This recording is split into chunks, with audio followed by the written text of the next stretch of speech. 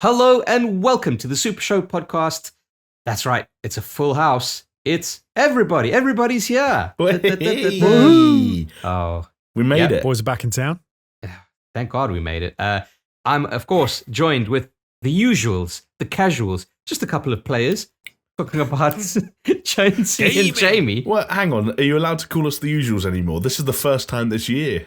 The unusuals. Yeah. Well, it's like the usual suspects, right? Like you got to round them up, but it takes time to round them all up. Right, I see. It takes time to build a champion. Well, talking about champion, this is a fucking champion podcast, isn't it? Because clearly things are going right. The first time all three of us are on screen. Big time. Well, fellas, it is exciting, Jonesy. You're right. You know what? It's so exciting. My balls are doing a little bit of a Macarena. I think that's just because it's cold. Like maybe one's reacting to it slightly strongly than the other. Maybe. I have a fear that like I'm going to get what was it? Testicular torsion. Yeah, for sure. And like I know someone who's had that before, and you just pass out because like the pain is so excruciating. So don't want any of that. I held a small horse's head while he had his testicles removed. Oh wow! They were massive. Wait, hang on. Were they getting removed because they got tangled up? And why were you holding its head? He was being gelded. What the hell is a geld? What? You know, that's with the horses. You have a gelding. No, I don't know. A mare is a female horse. Oh, okay. A mare is a female horse, right? And a gelding is a male horse with no balls. And then a stallion is like the male horse intact. Oh, shit. And they geld male horses. They chop their balls off because if they don't geld them when they sort of get a bit bigger, like when they become old, like I don't know what age it would be, like 5 or 6. They get antsy. They get cranky. They're dangerous because they're full of that testosterone. You know, Jamie, you're a red-blooded man. You can feel the testosterone coursing through your veins now. But I watched Freddy Got Fingered. I just assumed everyone dealt with randy horses that way. You just jack them off. No, you don't. Either that, or you call up Mr. Hands, see if he's available. So that was a stud farm. In Freddy Got Fingered. Yeah, I just thought that all horses would naturally. I didn't know that there were geldings walking around. And why has gelding never been used as an insult? Why have I never been called a gelding before? Because you don't live in fucking the 16th century. Okay, right. Yeah. Anyone listening to this right now, this is the mission. We have got, it is January 27th as of recording. Here we go. We've got until January next year, so you've got a year to make it geld, like you geld, has become an insult. Is the marker for success if Twitch ban it as a chat term because it's like yes, like that's if how we know Twitch we've ban made it. Calling people a geld, and then we can go back and we can like say, hey, we started it this time. Because what would be great is loads of news places will come out and say we found the first usage of geld in this term online, and there'll be some bullshit that was not true. Yeah, I just want to be on Snopes or like Know Your Meme. Where it's like, where did this originate from? Boom, here we go. Yeah. And then instead of an alpha male, you become a stallion. So there are just stallions or studs and girls. And it's like, which side are you on? Are you castrated or not? In Freddy Got Fingered, he goes to a stud farm, which is why there are stallions. But stallions, you have to have I think you still do have to have a dangerous animals permit to keep because they are violent bastards and they will kill shit. Whereas if you pop their nuts off when they're like a kid, not a goat, but when they're young, Jesus. You can then keep a gelding and they're docile as anything, and they're softer than the mares. But this Shetland, I had to hold his head, and he was drugged because he had his balls popping out. But they don't give them general anaesthetic. Like they literally cut the sack open, cut it off, and pop it out. I swear to God, it was like this big. Oh my God! And it was a Shetland. It was a little pony. When you use the word pop, I was imagining something. There used to be an urban legend at school that Lloyd from Lure Fifth once squeezed one of his balls so hard in the shower that it popped. I thought you meant that kind of popping. No, they like cut everything out and then pop his nut out so that he's got no testicle. Wow, poor guy. No fucking for him, eh? Well, they can still bone if they want, but they probably would. They just can't be bothered. Like they don't really see the point. But that's the part of the fun of boning, right? Yeah, I guess. Well, being bothered. No, insemination, Chris. Okay. Yeah. I mean, that depends on your perspective, I guess. It's like where you are in your life and what you want to do. You've just heard my perspective, buddy. Wow. All right. Well, he did not have twisted testicles, though, like Chris was worried that he had. Testicular torsion. Get it right, all right? Just made me think of it. Just like, it's a fear, okay? Fellas, we've gone 5 minutes on this fucking podcast without mentioning that we are a gaming podcast. and that we're available on all major podcasting platforms of your choice, talking Spotify, iTunes, Google Podcasts, some of those other fucking random ones, just search for us. But we're also available on YouTube if you want to see our gorgeous testicular torsioned faces. Oh, Right. okay. I'm glad you clarified it was our faces that were suffering at the hands of testicular torsion. The actual testicular torsion, like pics and vids, are actually on our Patreon. Patreon.com/SuperShow. We need new paywalls. Which tier is that? Do you get to see our balls? Oh, tier 69, baby. Soon to be featured in Horse and Hound. So wow. See that again? That just sounds like a weird fucking like for people who want to see pictures of horses fucking. Yeah, that's like a subscription to a magazine that's just pictures of horses fucking. That's what that sounds like. But like fucking dogs. Yeah, dogs and horses. That was the original spec script for The Fox and the Hound, as they were just fucking that whole movie. That's a sad movie, man. Walt Disney came in and was like, I've seen that one. I don't think I've seen that one. That's fucking sad. Anyway, fellas, because we are not only available on podcasting platforms of your choice, but maybe for the last time ever, judging by how things have been going, we're also available on Paisley Radio, internet radio at paisleyradio.com, Thursdays, 10 p.m., repeats on Mondays. If you want to get that feel of a live show, as if we are being beamed through the digital airwaves. Yeah. I mean, technically we always are, right? No matter how you listen to this No, but we're not beamed. No beaming? There's a difference between push and pull, Jamie. You should know this. Okay? If you're listening to us on Spotify, you are pulling that podcast. You're saying, I want this. Right? I see. But then if you're listening to a radio station, it's like it's being pushed on you. It's like, hey, it's there. It's always there. I like it. And that's the beam. Push pull. Push pull. Push pull. Okay, I'm with you. Yeah. All right. So what's digital TV? Now he's trumped you. I don't know. All I know, fellas, is the digital TV. It's pull on demand. It's pull on demand. No, it's a yank. It's a yank. We're all a fan of pull on demand. Oh, tell me about it. Like at least go. twice a day. What? Listen, fellas, we're a gaming podcast. We're going to be talking about games today. A little bit of a sneak peek. It's something that we wanted to do the very first episode of 2022, but for numerous reasons, we haven't been able to align our schedules for various reasons. But hey, we're here now, and what we are going to do in this episode is talk about upcoming games of 2022, the shit that you should care about because we care about them. And if we don't talk about them, then it doesn't fucking matter, okay? Sorry that you're not going to get your fucking Total War, Warhammer 3 or whatever. Yes, it's a good game, but we're not going to talk about it because it doesn't matter. That's just how it works. Do you get what I'm saying? If we talk about it, it matters. Yeah, I'm even planning on talking about some things that I don't care about and that don't matter to me because I'm a good guy out the kindness of my heart for the games that you two love. Yeah, no, see, this is brutal because now you've basically said we're going to talk about games we care about. We're also going to talk about games we don't care about. So if we don't talk about the game you like, then not only did we not care about it, we really didn't care about it because it didn't even make the cut. Yeah, exactly. It's like that list. We have such a varied taste. I like to think that like our verticals of gaming genre tastes, there is overlap, but it's definitely a very broad kind of fucking stroke there, right? And if your gaming interests don't lie in our broad strokes, then sorry, you just don't. You just it's just not what it's about. Okay. Then give it a week, and we'll have to talk about it because we'll run out of news topics, and it'll be trending. Guaranteed. As soon as it's a slow news week, we was like, so have you guys heard about Total War, Warhammer 3? It fucking looks amazing. It's not even that. It's that every single game that's scheduled to come out in 2022 is inevitably going to be delayed at some point. And when that delay hits the news, we have an obligation to talk about it. And then people will get what they want. Even the games we're going to discuss in a little while, maybe 50% of them is kind of like unknown release dates, like 2022, somehow, somewhere. Yeah, exactly. It's got to happen. I like happen. the idea when they were asked, like, when that game's, but like, if any of the ones that are unknown, it's like someone says to the dev or like the publisher, and what's the release date? And they're like, 2022?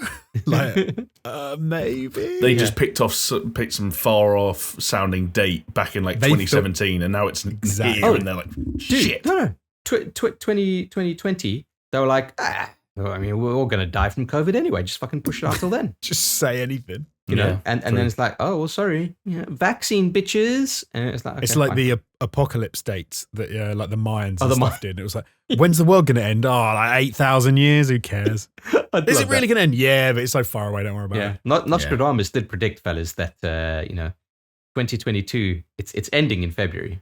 So is it actually? No, I don't fucking know. No, his one's come true. Like come true. His prediction has reached the date, isn't it? Isn't he the one where it's to happen so many times that and then every time it's not the date, they just go, oh, we forgot to carry the one. Yeah, we misinterpreted what he was trying to say because he's fucking talking in tongues. Yeah. The slimy bastard. Anyway, fellas, can I interest you in a comment of the week, perhaps? Hell yeah. This one coming in from Matthews Saldana.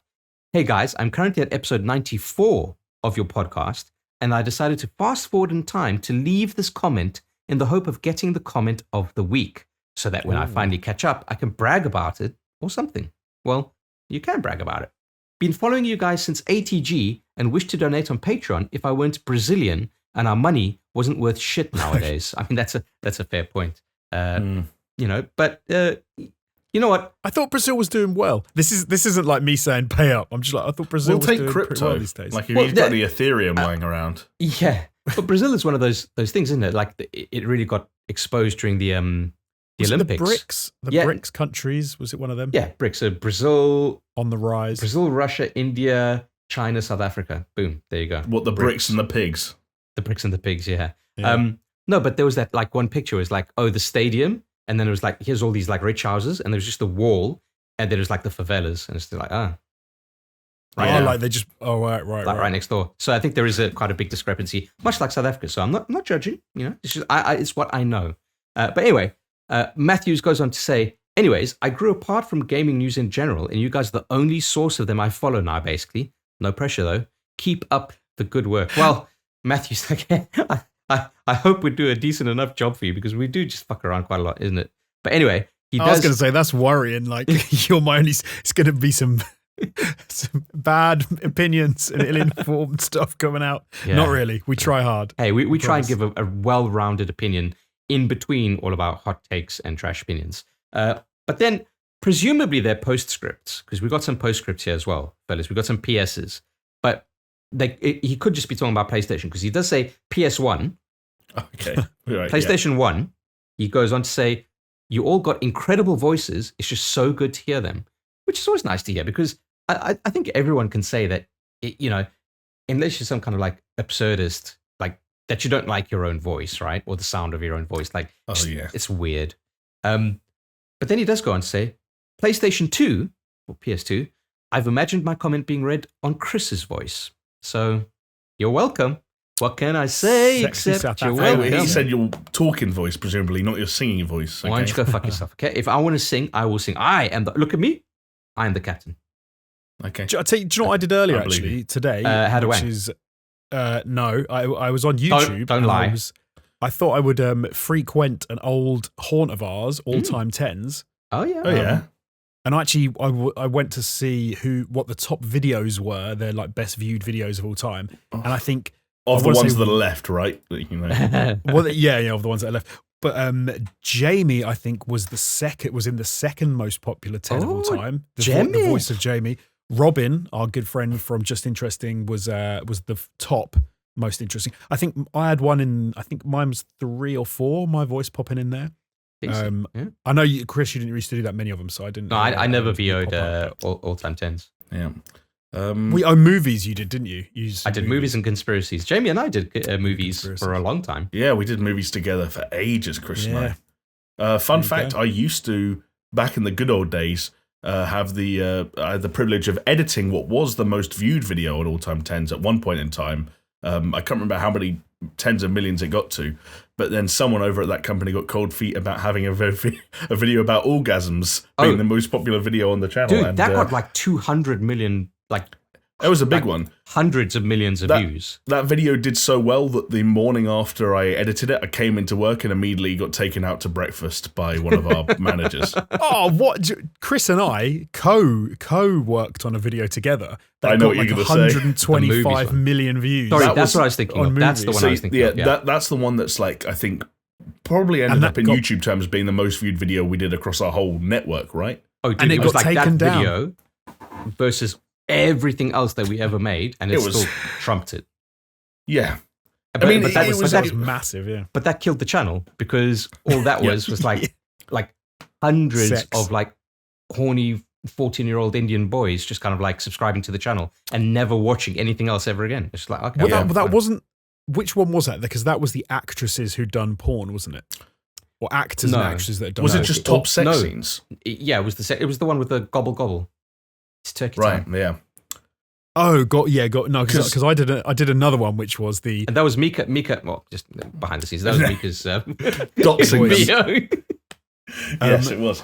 Because there was another one got taken down that I'd done, which was the porn stars who then were in mainstream movies. That was great. And I used actual porn scenes and like cut just before it got to the grim bit. And some of it was hilarious. I mean, that edit was infamous around the office because it was Jonesy using his actual work as an excuse to go on porn websites and just sat at his work desk. It wasn't an excuse. It was like I was cutting the video. Bro, I know you. It was an excuse. Just like it was not an just excuse. like when you came up with the genius idea to make an entire all-time tens inside Minecraft. It'll take me a week. That was good. That was great. That was a quality I video, loved though. that. Yeah, that was to be I had fair, so much fun you actually you smashed out the park, but it was also like, yeah, what if I what if I edited inside Minecraft? It would take me a couple of days. Don't look over my shoulder too much.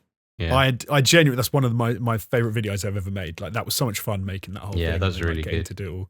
Because the cuts as well. Because then I had to figure out where to do the cut and where to do the.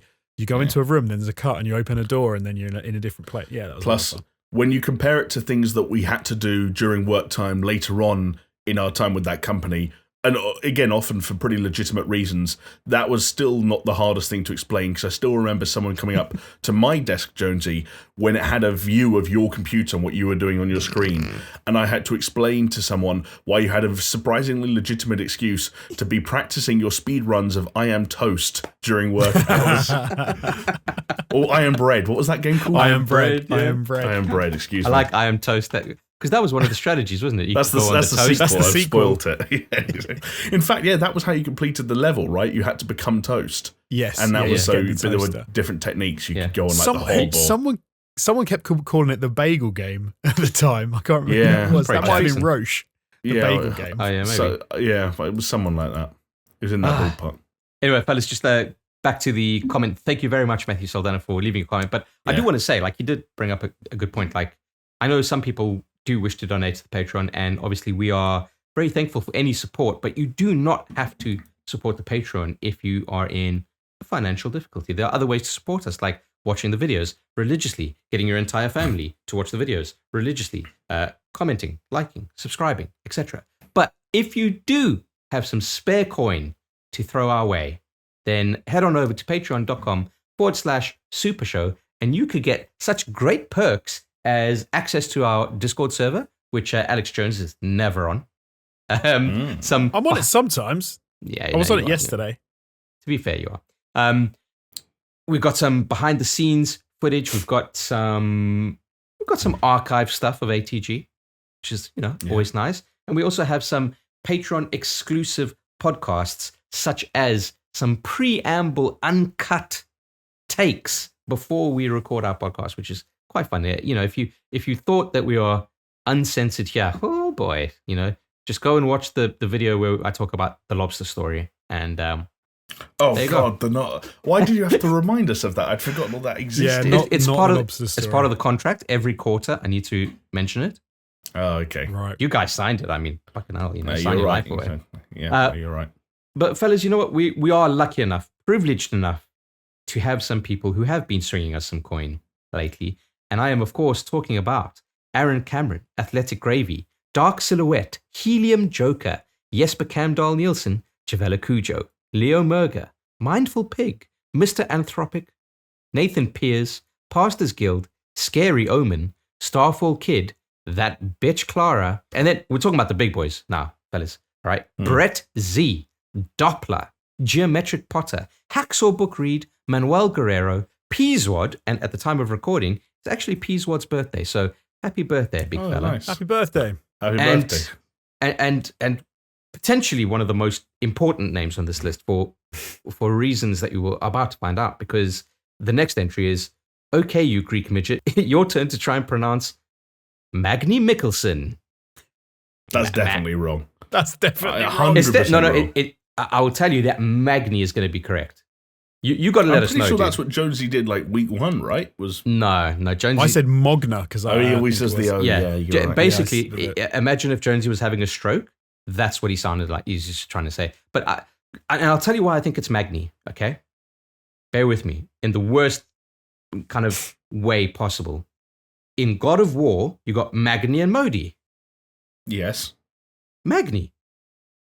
I feel like we've had this exact conversation before. No. I feel like No, we've done this. And because God of War as a Jonesy frame of was like, reference. "Oh, I watch Vikings and Ragnarok." We'll have to wait until next week to find out how badly you butchered it. I'm thinking the worst one yet, if I'm being honest. That Magni struck me as the worst one. Well, yet, you see, it's because I say Mikkelsen, but it's probably like McCulson. So it's like Magni McCulson. How about that? He's going to have to let us know. But Jonesy, He did actually message me in the week to say that my attempt wasn't right, but wasn't that bad last week. Okay, nice. Interesting. So, but Jonesy, why don't you give it another try? Because last time... No, this is your week, my friend. We'll stick with what you just said. Well, do it again. Just Bella, do it because again. last week you read the OK You Greek Midget thing. First of all, Magni, thank you for calling me a Greek midget. Like, really, I appreciate it. Fucking asshole.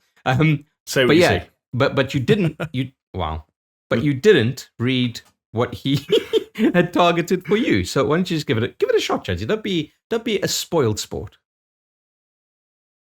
He did right. I did do it last week. You didn't read that I've just highlighted. Last week you read the Greek midget version because it was changed to your version while we were already recording, and we didn't adjust it. Oh, because my I was bad. meant to this host time last week. Jonesy Yeah. with feeling tries that. Well, no, so I'm not going to. I'm going to let your attempt stand on its own. I don't want you to try and dilute your pitiful Okay. attempt. I will say me doing one too. I will say refuse. Magni, and definitely not Mogna, like Jonesy would have said. Even if it's wrong, I think you should let us know who got closest. Okay, I think that's fair. I think it's fair. Yeah, that's fair. Who is closest to the poll? Don't we need to basically? wait until Jamie does it next week, and then we'll. Jamie's not going to do it. Jamie and Magni are like that. That's the thing. I'm going to play the hand I'm dealt. It's as simple as that. That's fair. I can't confirm or deny that there will be any collusion going on behind the scenes. You know. Well, that's fair.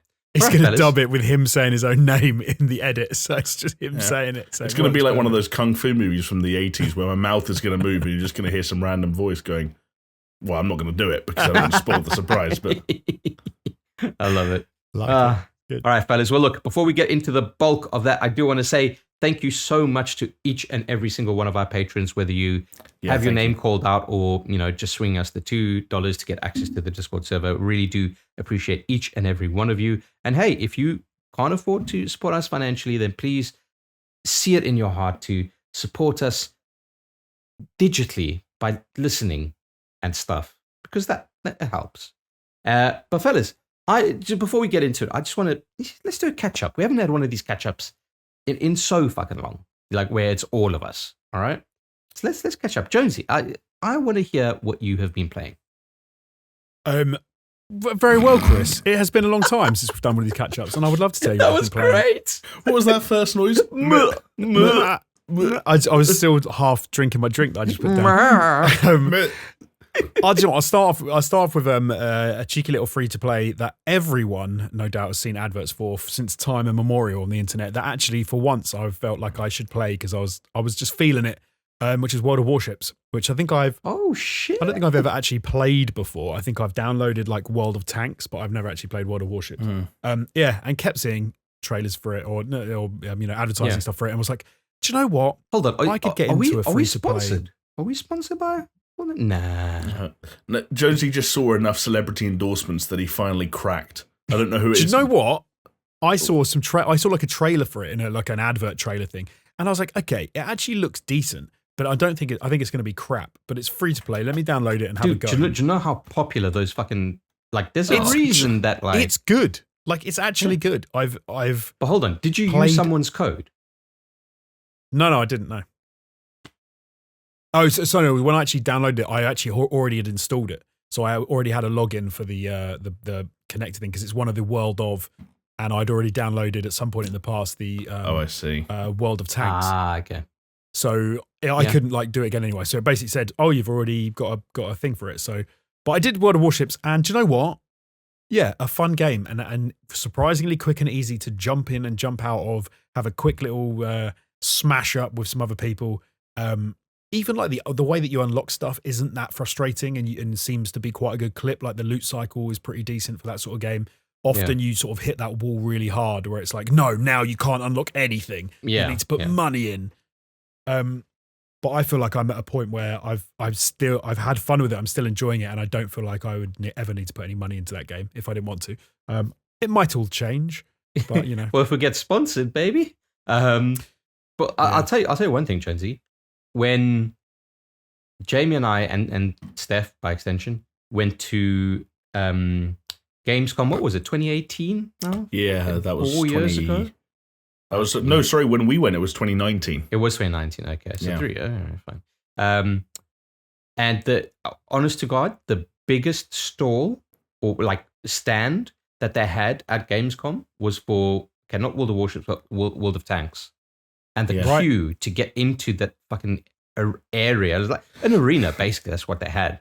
Was like fucking coiled around the whole thing. I was surprised, dude. Like I used to play. those Germans I used to play love World tanks. of Tanks. Like They do. Who knew? They love their machinery. No, but I used to play World of Tanks, and I thought, oh, it's a cool game, like it's a fun thing. And I hadn't played it for a long time, but that's why I thought, let me try the Warships one because I thought it might be a little bit different. And it's obviously it's really simple. Like it's like the tank, like World of Tanks is very simple. What I don't know if they do though, but they need some crossover. Like in that World of Warships, you can have aircraft carriers, and I think they do World of Planes or something like World War II fighter planes. They must do. They need to do some crossover between these different games if they haven't already, like where you can have the ships, the tanks, the planes.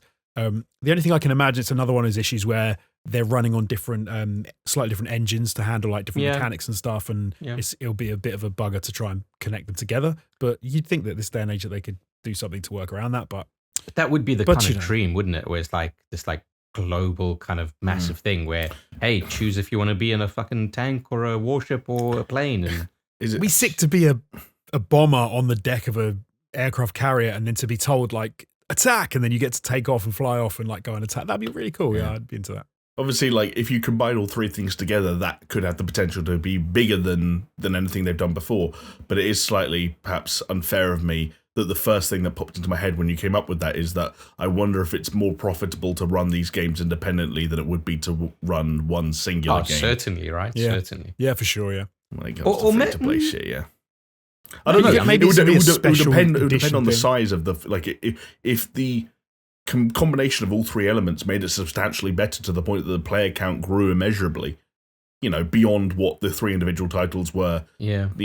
But I guess of one another. Then maybe. But is it like if you like tanks, and you don't want fucking warships in your game? there's probably a bit of that. Like I watched a documentary about a guy who fucks cars. He puts his cock in the the tailpipe. There's got to No be tank motorbikes. people out there. Just cars. Well, horses for you, apparently.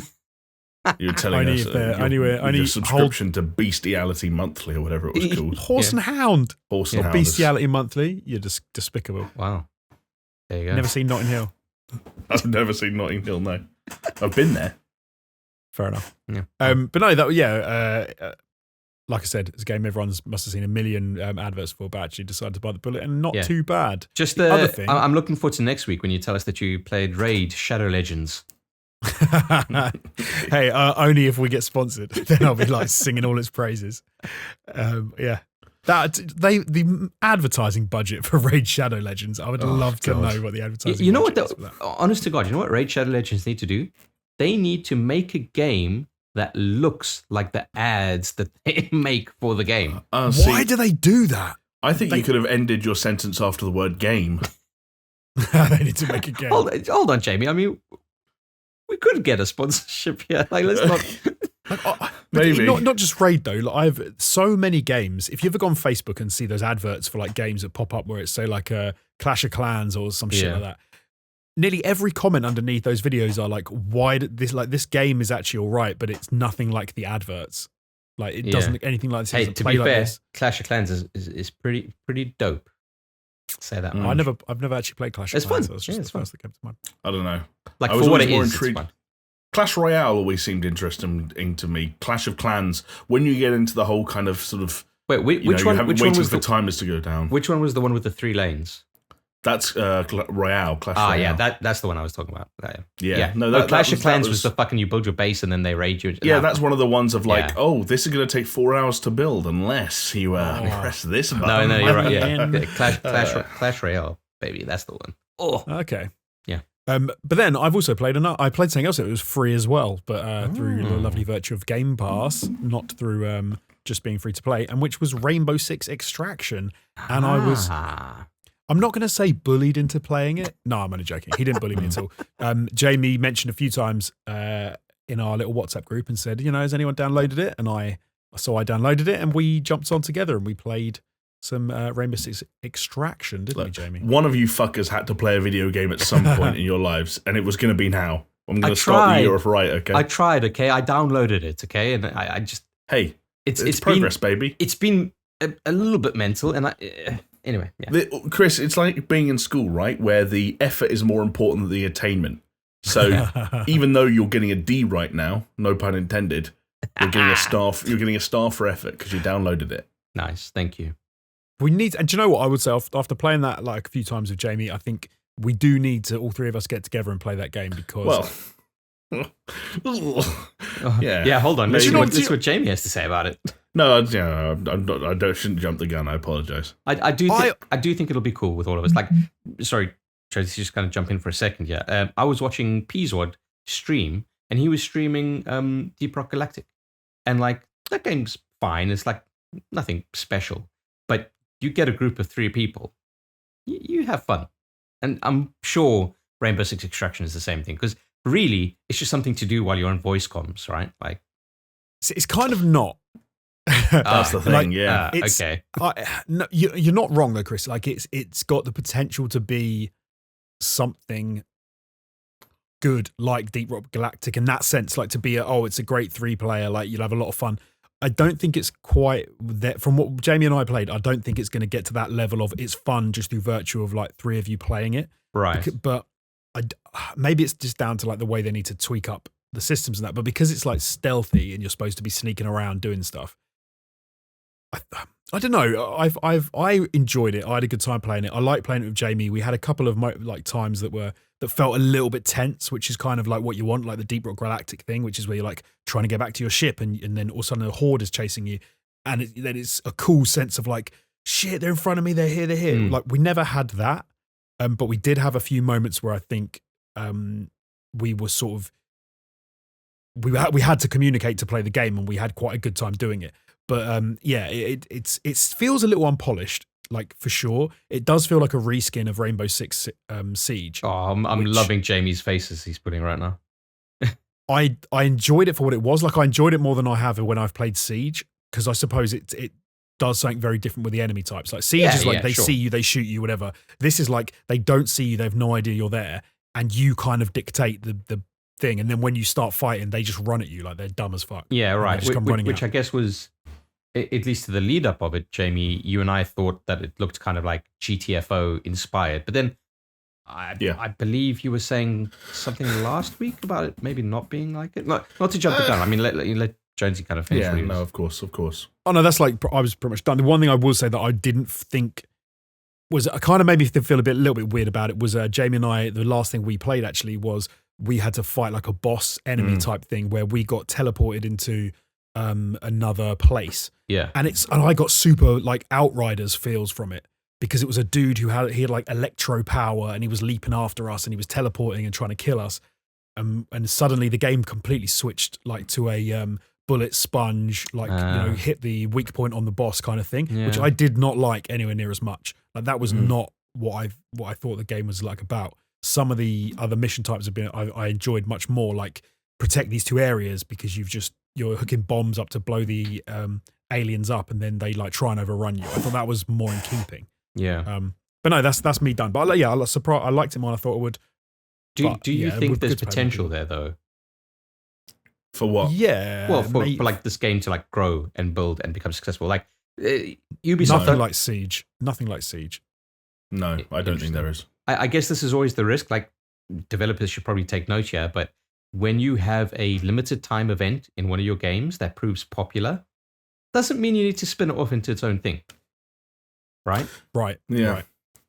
It feels exactly like that. It just feels like a spin-off still. Yeah. It doesn't feel like a standalone. And that's a bit of a damning statement, especially when you hear the news that dropped today at time of recording that Hyperscape is closing its doors, which, okay, it's a very different What a game, surprise. But yeah, exactly, what a surprise.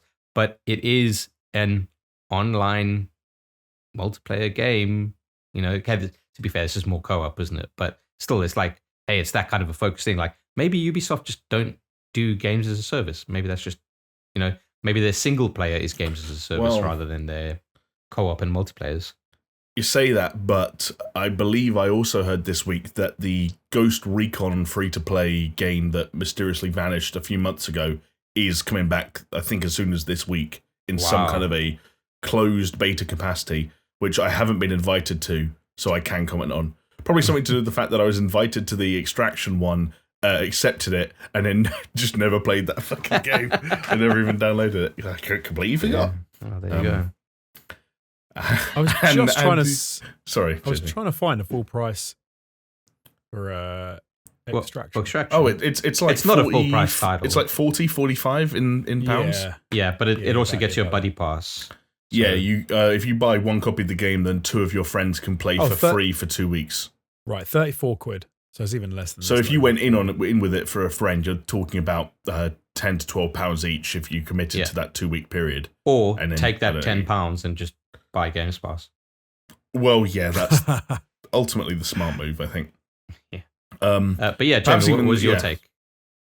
I just think that it's a very odd game, and I think I totally get where Jonesy's coming from, and because it's where I was like last week when we first talked about this game and trying to dissect it in the way you dissect any other game. But it does feel like a product that the more I've spent time with it and the more I've ruminated on it after the fact, the more I just can't make heads or tails of a lot of the decisions they've made. The things that they tried to emulate or replicate that were ideas borrowed from other games, how much they failed to stick the landing in some of those attempts, but how close they came to sticking the landing on some of the more positive elements of the game, and also just how weird a fit it is we talked about how weird a fit it is for Ubisoft last week, and the long-term prospects for the game, but especially now how weird a prospect and how illogical it seems to have made a game like this within the Rainbow Six universe. And there are so many elements now that, again, just sort of thinking back to the sessions I played with Jonesy this week and dissecting what we did, each process of it, whether it's sort of the attempts that they make to establish a lore or a story, which seem to then not make sense when, as Jonesy mentioned, halfway through a mission, we're, clearing some weird aliens out of a police station and we get zapped into some weird anomaly, which isn't actually a weird alien planet. It's actually just a weird industrial factory-like setting where a strange cloned electrified version of Sledge is running around hitting us with an electrified sledgehammer. And like Jonesy said, he killed that boss. It faded to black and we're just back in the menus. It doesn't try and justify anything. And the other thing that doesn't try and justify is the existence of those operators to begin with. And I mentioned Sledge. I don't know why we fucking fought Sledge. Maybe there is a lore reason for that. But also, like, Sledge is in the game. Who wants to pick a character? Like, Jonesy's had an ability where he could, pull out a heartbeat sensor and find nests, which are where enemies spawn from when they've been alerted. There was another a character or an operator that sent out a pulse, and any enemy that was moving within that range would show up as a red dot. I frequently played as a medic who could heal both myself and Jonesy. When things like that are on the table, who's picking the guy with the sledgehammer in a game that is actually remarkably about stealth? Yeah. So that little things like that just felt like, well, we're making a Siege spin-off. This is what we have to do. Yeah. And when they asked why, the answer was the same as the reason they did it to begin with. because it's a Siege spin-off. But why? Because it's a Siege spin-off, and ad infinitum. And yeah, but this is Ubisoft, right? And they fucking do that with anything Tom Clancy, where it's like X Defiant. We're like, why is it X?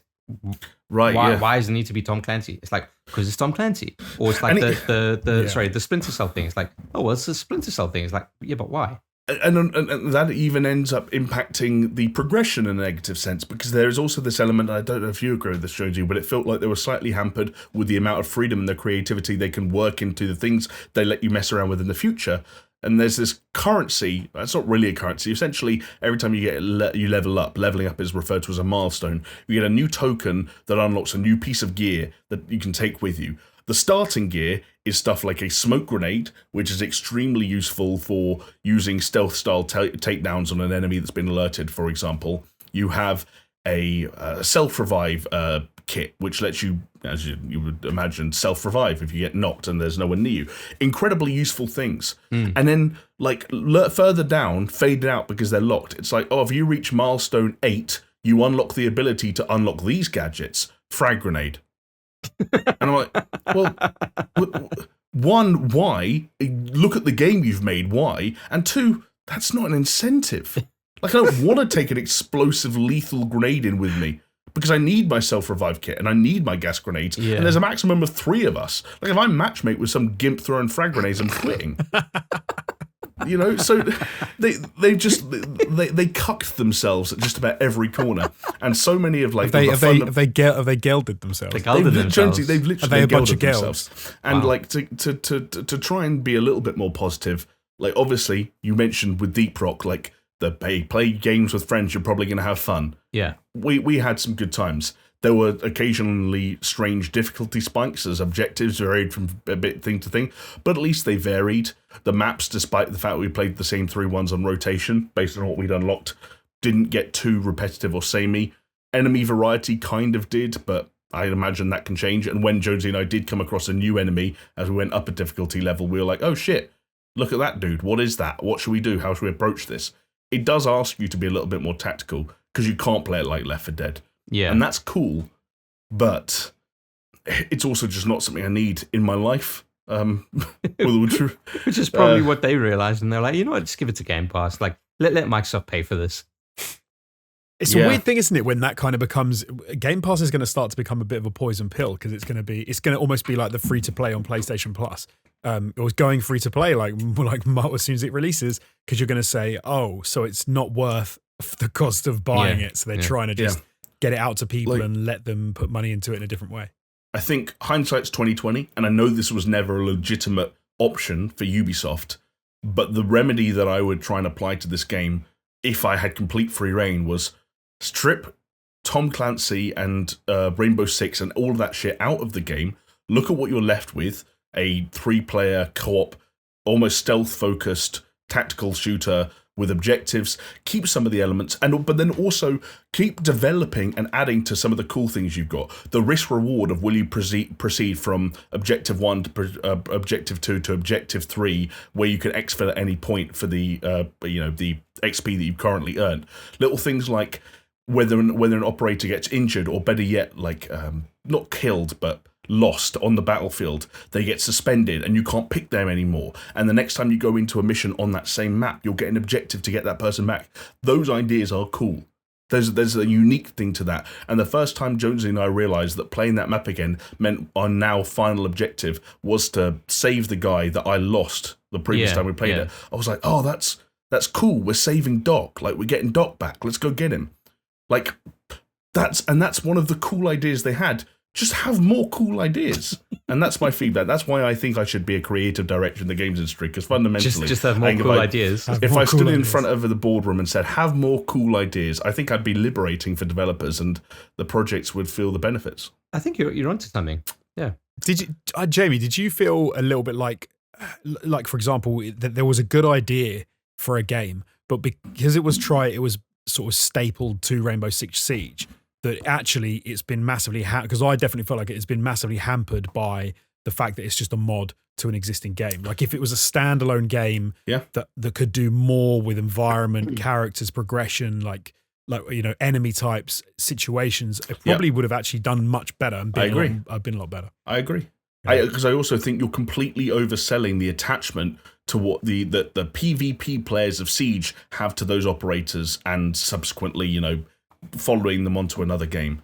And if you use that as an opportunity to come up with new shit, it could have been really cool. It felt like they were like... Yeah, go ahead.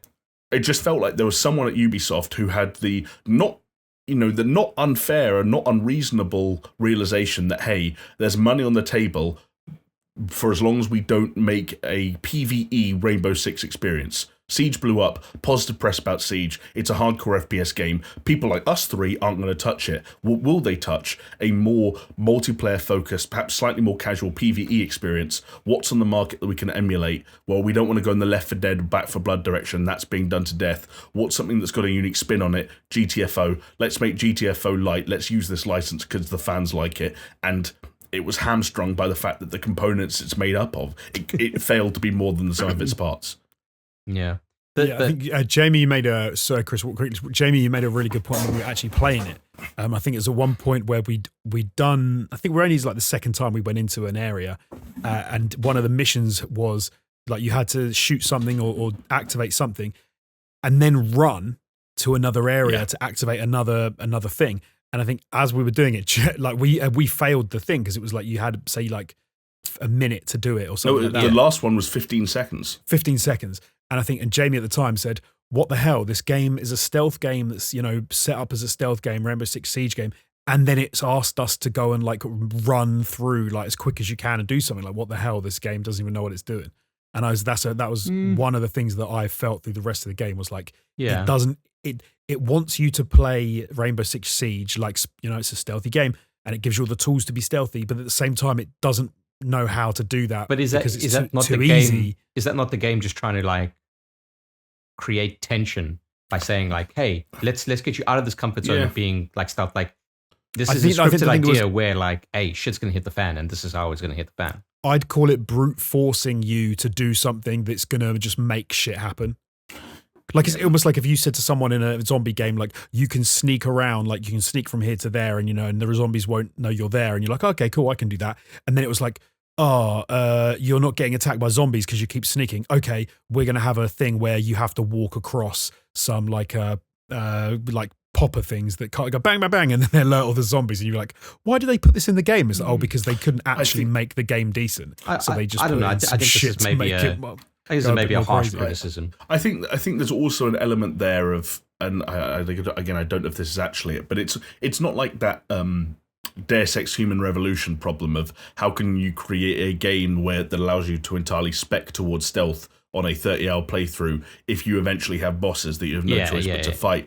I think what they would say is, well, we're actually just trying to create more hooks where you are reliant on the varied builds that the operators can provide and the fact that we're creating a co-op experience. And so what they would say is, well, I'm sorry, that's why 50% of the operators starting weapons as their primary slot is an unsilenced shotgun. They are in some respects. They do try and communicate like, hey, for as much as I sat here 30 seconds ago saying why the fuck is Sledge in this game, like maybe that is them saying like that there are offensive operators, there are defensive operators, and the reason it's co-op is because you're meant to mix and match and be ready for any objective. Because they then do the opposite as well, don't they? Because I think after you play a couple of the rounds, it was almost like, oh, this game's actually too fucking easy to just walk through and shoot everyone in the face, and you don't even need to stealth it. And a couple of times we were like, oh, we can just walk into an area and just shoot people. And if they hear us, we can. They're so easy to take out. We'll just take them out. But then we walked into a mission where we shot someone, and some random dude from nowhere ran off and went and killed a hostage that we were supposed to rescue. And it was like, oh, mission failed. And we're like, what the heck? And then you realize, oh, so now in this level, if you get hurt at all, like it doesn't tell you if you get hurt at all, so I want to run away and kill the hostage. But it did feel like a weird, like they were trying to kind of put you off balance by saying, in this level, you got to run around and do things really quickly. In this level, you've got to sneak and be all stealthy. Yeah. And I don't know, it felt a little ham-fisted to me. Maybe I'm being a little bit harsh, but I did enjoy it.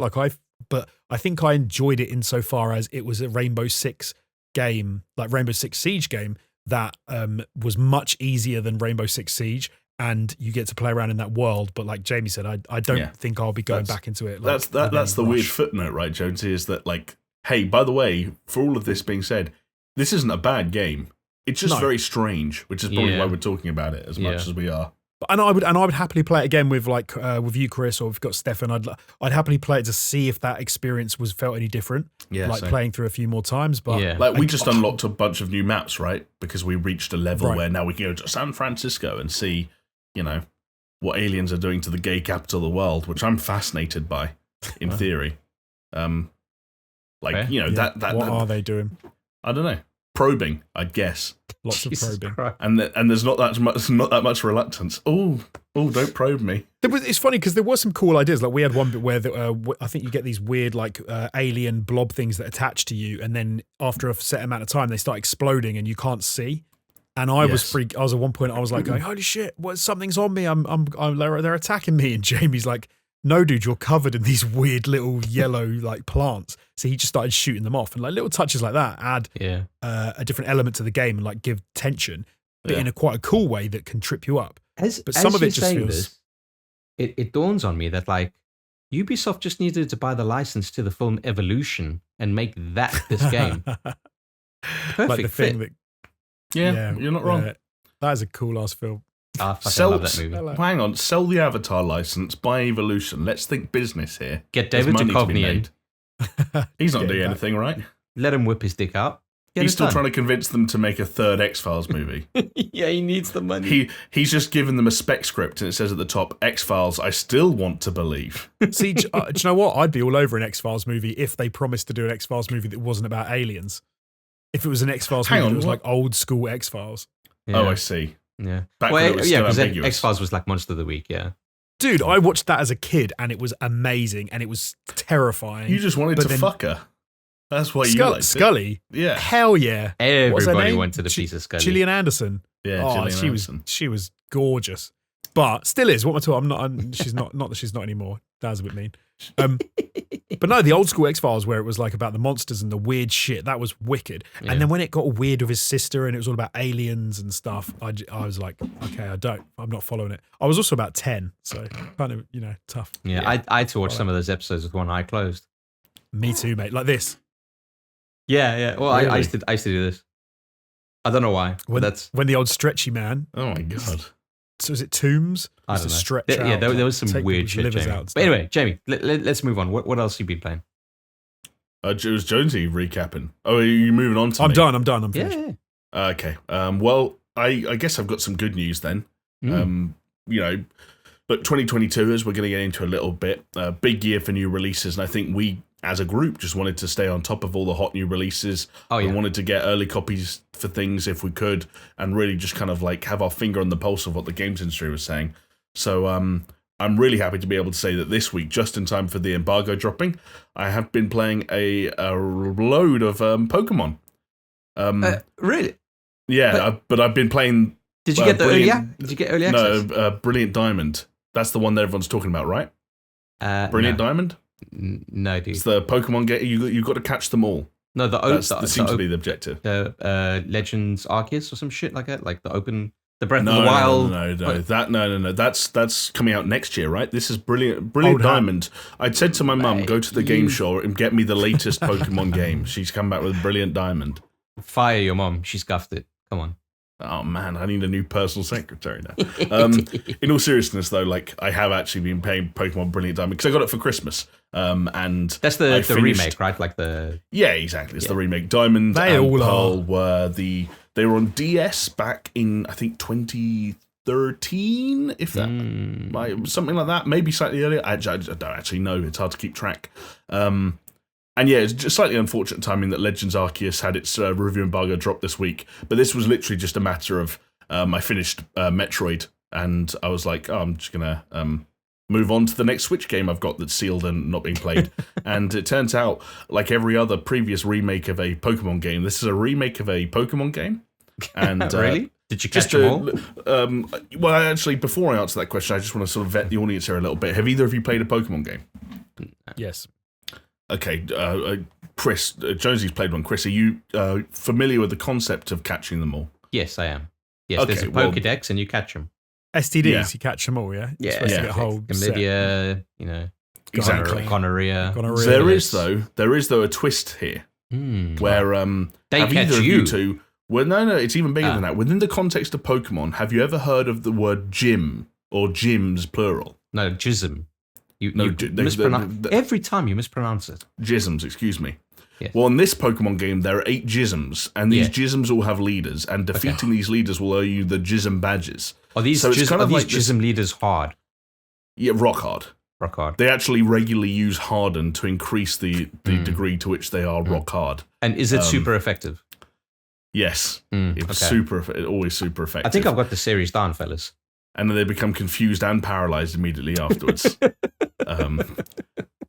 Basically, it's kind of it's a really sort of like fascinating thing from like a game design perspective, because it's kind of this push and pull between catching them all and collecting these Jism badges. Yeah. And from what I gather, sort of talking to the NPCs in the game, who are filled with wonderful dialogue that expands on the game's lore, there is some kind of 4 that are of an elite caliber that I hope to challenge at some point in the near future. I get you. Okay, I haven't played Pokemon, but I used to watch the shit out of the Pokemon anime. Yeah, well, For whatever you've pretty reason. much got it all. You've got Do you know it what's all great then, right? about the Pokemon games is if you just take out names and colours, then the description of one Pokemon game is literally exactly the same for the next Pokemon. Not anymore. Which that's is why coming people are so annoyed with Arceus, because for once it's not exactly the same, and everyone's like blown their minds. I will say I'm was negative on that game in preview format, and I'm glad it looks like I was wrong, at least based on critical consensus. Yeah. Although, hey, it's not like the critics have always get it right. Yeah. Yeah. Exactly. Yeah. I was about to go on a whole game criticism rant there, but now's not the. It's Pokemon. We don't need to. Yeah. Because I've also been playing something else, which. Chris, I'm going to blame you for this. There's a video game that I've been playing that's slowly ruining my life, because I woke up a few days ago in the middle of the night in a white-hot panic, sheets drenched with sweat, as I realised upon the aforementioned review embargo of Pokemon Legends Arceus that we were mere days away from February and the release of just about every single video game known to man. And my backlog for 2021 sits at about 5 or 6 games right now. Yeah. So I said, right, I've got to knuckle down. I've got to focus on the games I've got on my to-do list. I've got to get things completed. Tick them off. Tick them off. Yeah, exactly. And then just when I was about to start, Chris, you texted me. And you mentioned 2 words that would forever change the course of my existence. Vampire Survivors. Oh, fucking Vampire Survivors, buddy. Fucking Vampire Survivors. Oh, Jonesy, you got to get on the Vampire Survivors. I didn't get a text. It's going to ruin your life. I wasn't invited. Honestly, it's like fucking OxyContin. Your life is going to be you might as well just abandon your children right now. It's Give me the blurb.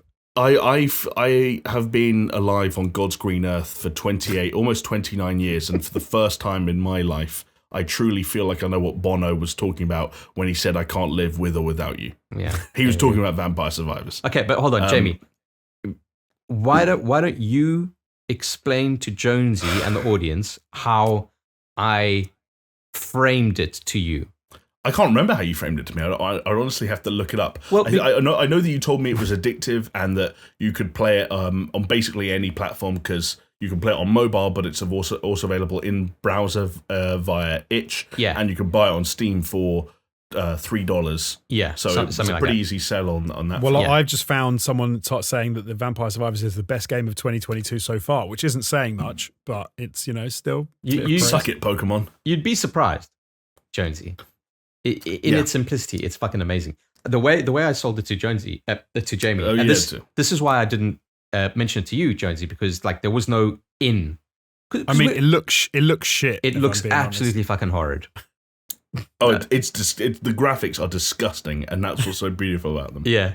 No, it's one of these things, and the reason is because when you're talking about an addiction, okay, you can't just go willy nilly just shouting it from the rooftops fucking heroin, right? You don't do that. You kind of you look for the tracks on people's arms and you're like, heroin? Yeah, buddy, let's yeah.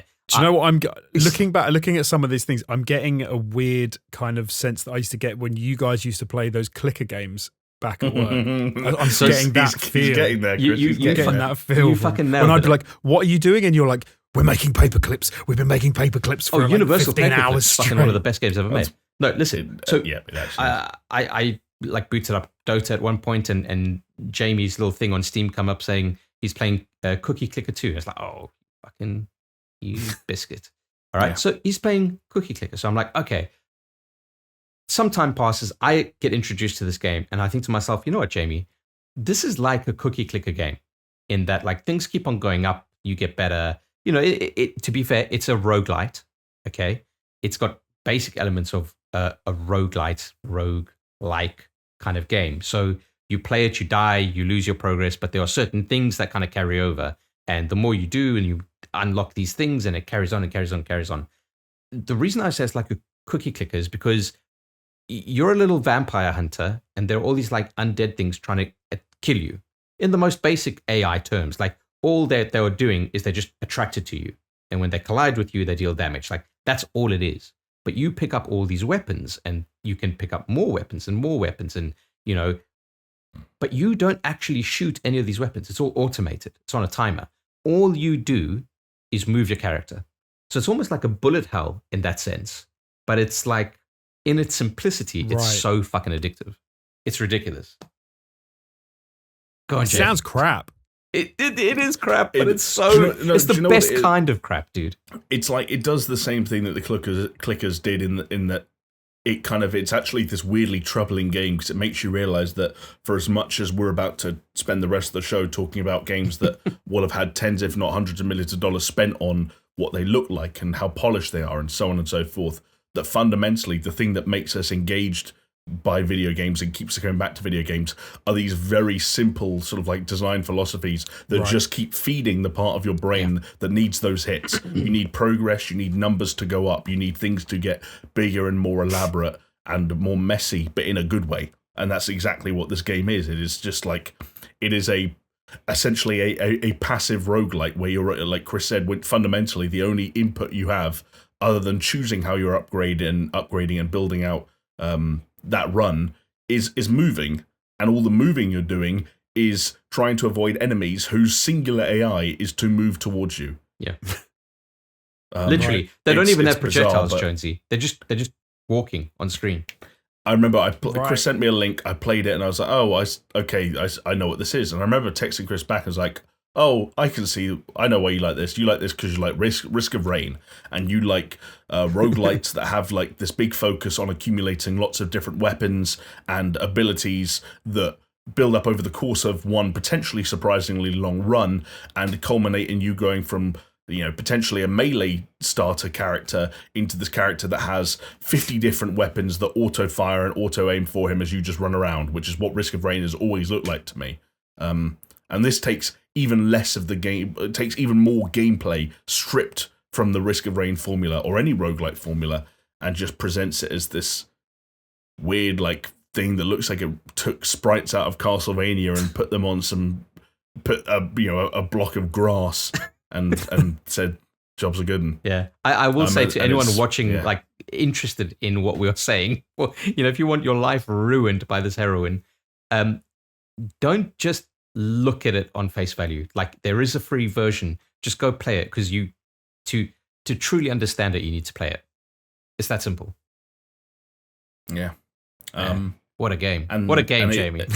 It's the reason why that I haven't played an hour of Far Cry. I haven't started Resident Evil. I haven't finished Cyberpunk.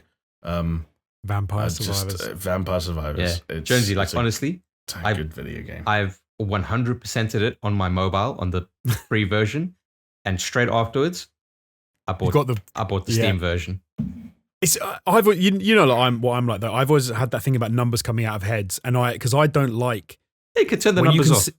No, but when you can see the maths behind the game, that's what kind of bugs me because I like the illusion that it's a game. And when you like get numbers coming out of heads, I'm like, okay, now I can see some of the working out the engine behind it. I think if I played something like this, like with Cookie Clicker, it's like there is no illusion. But there aren't many numbers in this, I will say. Yeah. No, but what I mean is like you can. It's not numbers, but it's like you're barely having any input. Like cookie clickers eventually gets to the point where the only thing you do is you click on as soon as you get, I've got enough money, you buy another factory, and you could just automate that process. No, I feel like you're completely overlooking the metagame, Jonesy. That's such an irresponsible statement to make.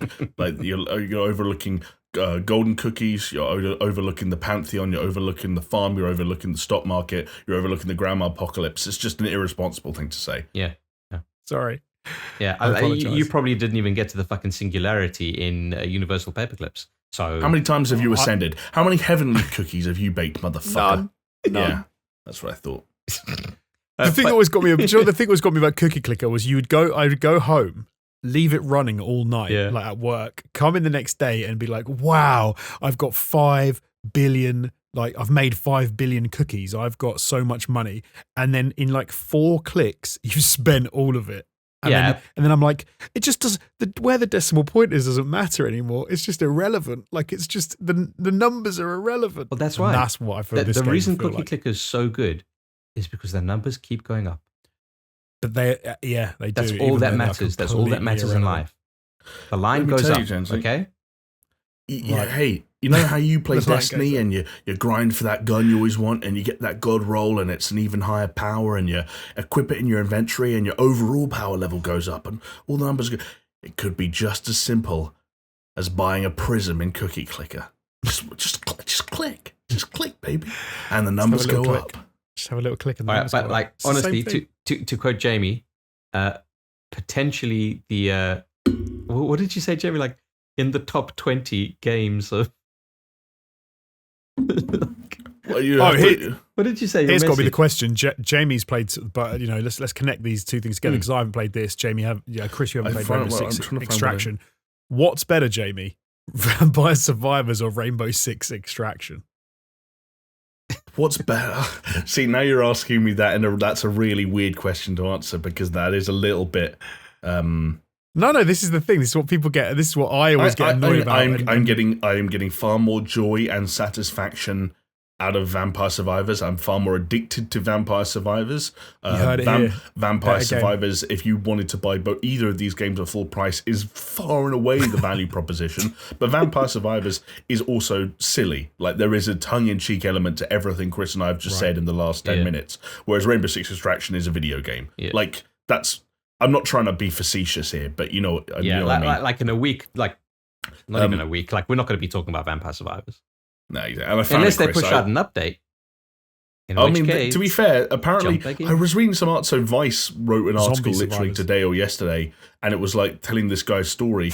And I think it's something crazy how he was a mod of some kind of MMO, or he was a leader in some kind of community, and something happened where he was either no longer a mod or the community kind of dissipated, and he was basically so depressed to having lost his community, he decided to try and make a game that he would hope to build the community around one day, and he accidentally made an overnight success story. Yeah.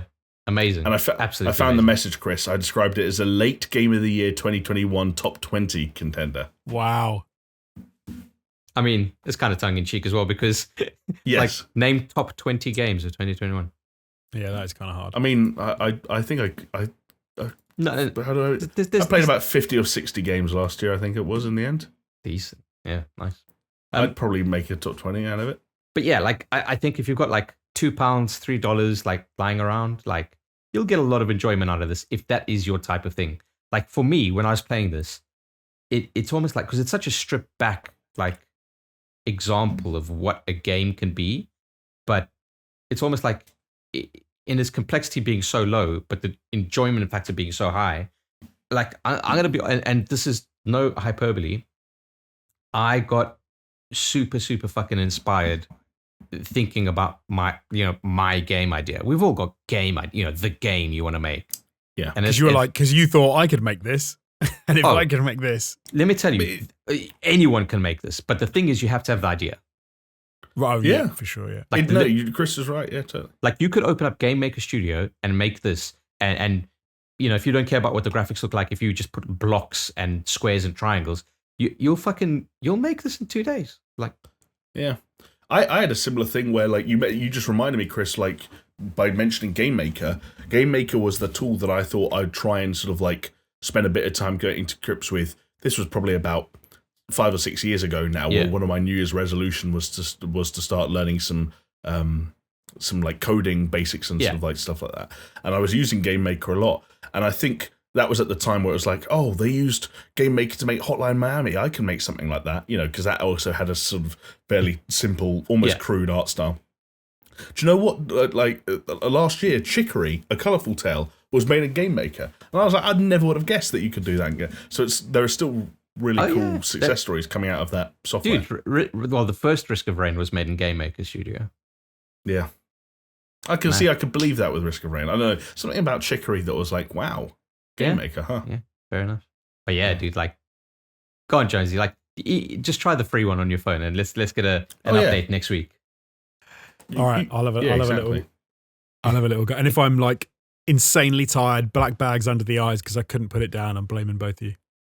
Fair. Yeah. It also means that Vampire Survivors passes the SuperShow test, which means, was this game good enough to be talked about 2 weeks in a row? Yeah, exactly. Yeah. I wonder how many things have been sold of Vampire Survivors. Vampire Survivors. I don't know. Sale. It is a weird one because, again, like you can get everything you want out of it for free. Yeah. I think. It's good. I will say that the reason we called it like a 2021 game actually came out mid-December, but looking at it now, IGN wrote an article about it 10 hours ago. Rock Paper Shotgun wrote an article about it 2 days ago. Eurogamer 1 day ago. Polygon 2 hours ago. So like the media picked it up in the last 48 hours. Yeah. Well, according to Steam database, so SteamDB, 23,783 players in game at the moment. People are going to get annoyed at me just saying this, but it feels like you're saying, "Oh, we won't be talking about it next week." But then by the end of the year, is it going to be a game where people start saying "Game of the Year," year, and then it's going to like with Undertale back when that happened? No, Undertale could deserve it. No, Undertale could deserve it. But this is not. It didn't. Well, no, you're being ridiculous. Like Undertale and Vampire Survivors are not the same.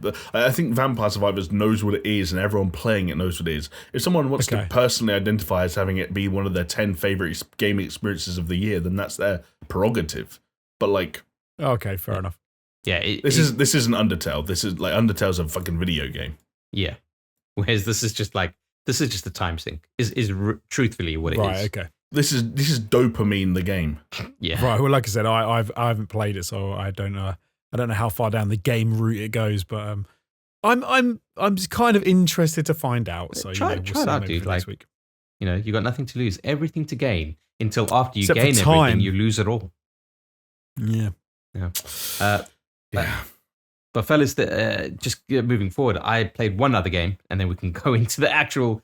Just an hour and 15 minutes later, we'll go into the actual fucking thing of the thing. I played some Sekiro on stream. Yes. Woohoo! Twitch.tv/Hot But yeah, it's been like 2 months that I haven't, since I last streamed. So it's good to kind of get back in the seat. And obviously going back to Sekiro is always kind of like daunting for me. But I'm at the end game, okay? I only had 3 bosses left to kill. And I did actually manage to kill one of them on the Sekiro stream when I was getting back to grips with the game. So I was quite impressed with myself. But now all that's left is Demon of Hatred and then the final boss, Sword Saint Ishin. So, Yes, I did go back and watch the VOD. Boom. There we go. I can confirm.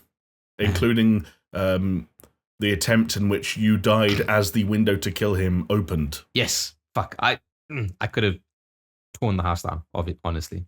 But anyway, yeah, that's you haven't got long, mate. I know. I really don't have long because the idea was finish Sekiro, jump into Elden Ring. And I looked at my game, like my playtime on the last save, and it's like 86 hours, which is way above anything that it says. Like even completionist on how long to beat is like 70 hours. Yeah. I mean, Yeah, but that's what happens when you die. Yes, it's my first Souls game. Come on, Yeah, like, and you leave quite a long time between plays as well. Like you don't give yourself like I think those people that who say, oh, it takes this long to finish. That's if you sit down and you play it over like a few months or like a couple of weeks, then sure, because you're kind of in that mindset. Yeah. But I feel like Souls games especially are games where if you leave months in between playing them, it takes you a while to get back into the flow of it again and to get back into that kind of thing. And you're going to lose a few times. You're very kind to say that, although I do think maybe I spent 40 hours just trying to kill one fucking boss. General Genichiro, like that fucking bottleneck, it killed me. But anyway. It's going to be mental when the time comes to stream that final boss. Like, I don't know how much time you're going to lay out for that stream to take place in. Like, if you just have to create an 8-hour window where you say to your family, get out the house, leave the country. Leave me alone. That's kind of what I did on my birthday last year. I did a birthday stream where I was like, I'm going to take like 4 to 6 hours and I'm going to tackle Ornstein and Smo on Dark Souls. And I beat them like within an hour. Decent. I was like, okay, fine. Yeah. But and that was meant to be like the hardest. Well, we used to put them as the hardest boss in any Soulsborne game. Yeah. When we used to make lists for ATG, right? And don't get me wrong, they're hard, but I don't think they're the hardest. But maybe I was just lucky. I don't know, with my build or whatever. But anyway, fellas, you're talking about Souls, and obviously the biggest game for me coming, I'm just going to get it out of the way now, is going to be Elden Ring coming out on the 25th of February. So I've got until then to kind of finish Sekiro. I don't know how I'm going to do it. And then Elden Ring, less than a month. Yeah, less than a month, man. man. Big. It's crazy, and obviously, like it's getting into the game has gone gold. It's been confirmed that they're working on a day one patch. Just kind of like squashing a few extra bugs, etc. So it's happening. Like it's fucking a done deal, and it's real. It feels like it actually happened really quickly. Like, I know it didn't, but it feels like when people were talking about Elden Ring and then like suddenly there was Elden Ring and it's coming out. That felt like quite a short amount of time given like what it could have been. So, I mean, kind of. And it kind of was. Yeah, like, because it was kind of a long lead up, and then suddenly everything seemed to sort of like, it disappeared for ages, and then came back and was ready to go surprisingly quickly. Yeah. Which is kind of the way I'd like things to be done, like, I guess.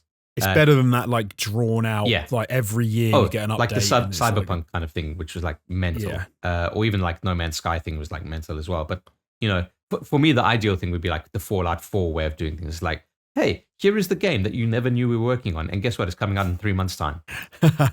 Yeah, baby, let's fucking go.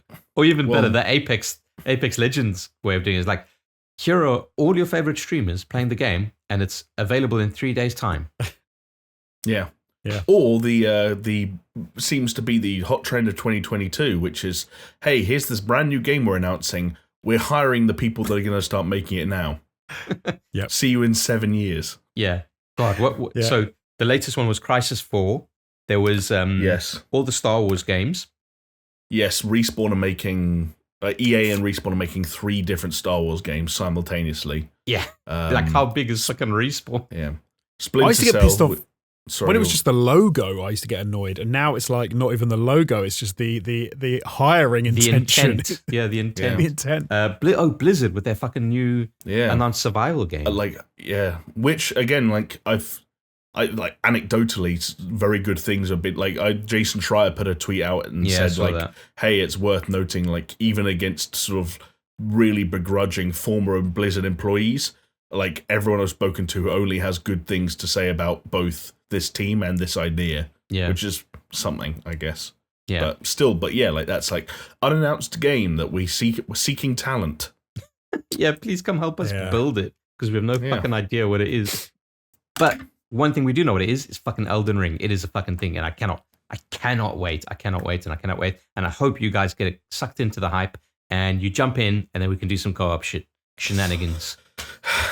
I just wish it wasn't coming out. I don't know if this is the same for you, Jonesy, but it's just in such a tricky month.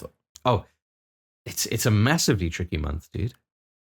Yeah, it's absolutely horrendous. Like I was thinking at the end of last year, or a bit earlier actually, I was thinking like I might actually pick up Elden Ring like on release and just give it a good go, but it's not going to happen. Dude, there's too much other stuff. It's coming out 25th of February. We're talking fucking Dying Light 2, 4th of February, Horizon Forbidden West, 18th of February, even the fucking largely unknown quantity of the Crossfire X campaign on the 10th of February. Like, there's so much coming, and that's like just the ones we've picked. Sifu's in February as well. Fuck yes. Yeah. And again, for financially, Pokemon Legends Arceus might as well be in February too. Like, yeah. It's mad. But that's honestly Dying Light. Elden Ring is my number one game for next year, which is interesting because potentially it's we're gonna go through some of them. It's like it's a fucking mental year this year. This year could be on record to be the best fucking year ever.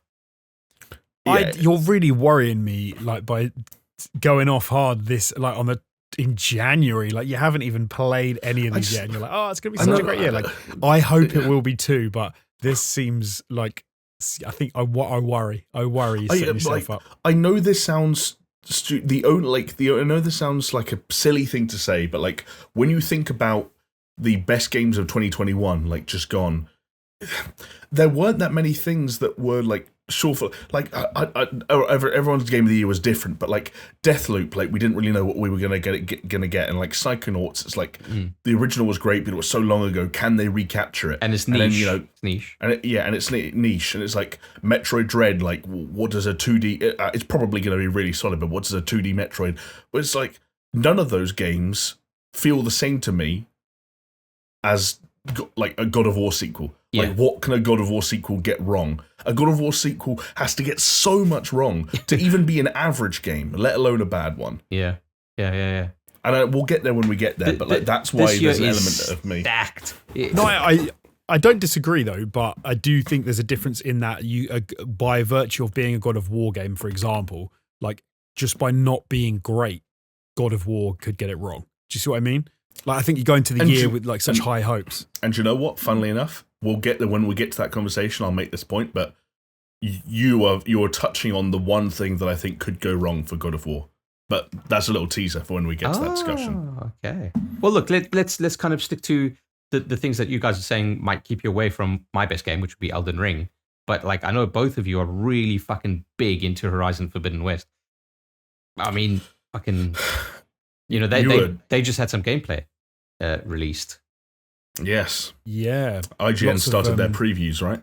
Yeah. Yeah. They've had the first, I think it's 4 hours they got to play or something. I can't remember how long they had with it. I think it was, but they weren't starting from the very get-go. They were starting like a little bit into the campaign, and they, I've watched a few of their play-alongs that they've done, and this is it's a weird one because I know, like, having just said that about like God of War and like saying, oh, it's an unknown quantity, but I am so hyped for Horizon Forbidden West. Like, even watching that, them talking about the first 4 hours that they've played of that game, like, it just looks like everything is going exactly where you want it to go. Yeah. Like, I can't wait to get my hands on it. Yeah. I watched an IGN preview, and one of the things that the person who wrote it said, and it's a little bit cliche, but it still tracks, over a decade later, which is that Forbidden West has the potential to be this series' Assassin's Creed 2, in so much as you kind of, if you look at open world games as existing on a spectrum, and, on one end of the spectrum you have cool, ambitious games, but that maybe weren't that refined because they were a first attempt, like a Days Gone or a Death Stranding. And the far end, you got games that are too far gone because they're in sequel oblivion, like where Assassin's Creed and Far Cry are at. There are often games that hit that sweet spot in the middle, and it's usually like a second or a third entry where it's just like, no, our fundamentals were so fucking sound, and all we did is just make sure everything's better. And like, you look at what Horizon Forbidden West is offering in the preview circuit right now, and you look at what they say they're doing, and mix and match that with how much I enjoyed that original game, they could be heading towards something that's like really, really very strong. And I think that world looks beautiful. I think that we could be talking about this as one of, if not the best looking home console game in terms of visual fidelity, maybe ever. I don't know that. I'm sure there'll be some debate, but I think it has a really strong look. And I just love, especially what they're saying about the open world, about the making an open world that feels more like, I think if there's something you could say about Horizon, it's that when you weren't fighting the robot dinosaurs, whatever you want to fucking call them, when you're walking around like small towns or interacting with NPCs, they didn't always feel that alive. They didn't pop, and they're doing a lot more now to NPCs and their visuals and their animations and their routines and the way they react to Aloy, where I really think that we could start getting into really cool territory on the open world elements of Forbidden West, and then you combine that with what I already thought was stunning combat for a game with essentially one weapon, and I loved it for 30 hours straight. Like, there's some really cool stuff going on there, and I can't wait to play it.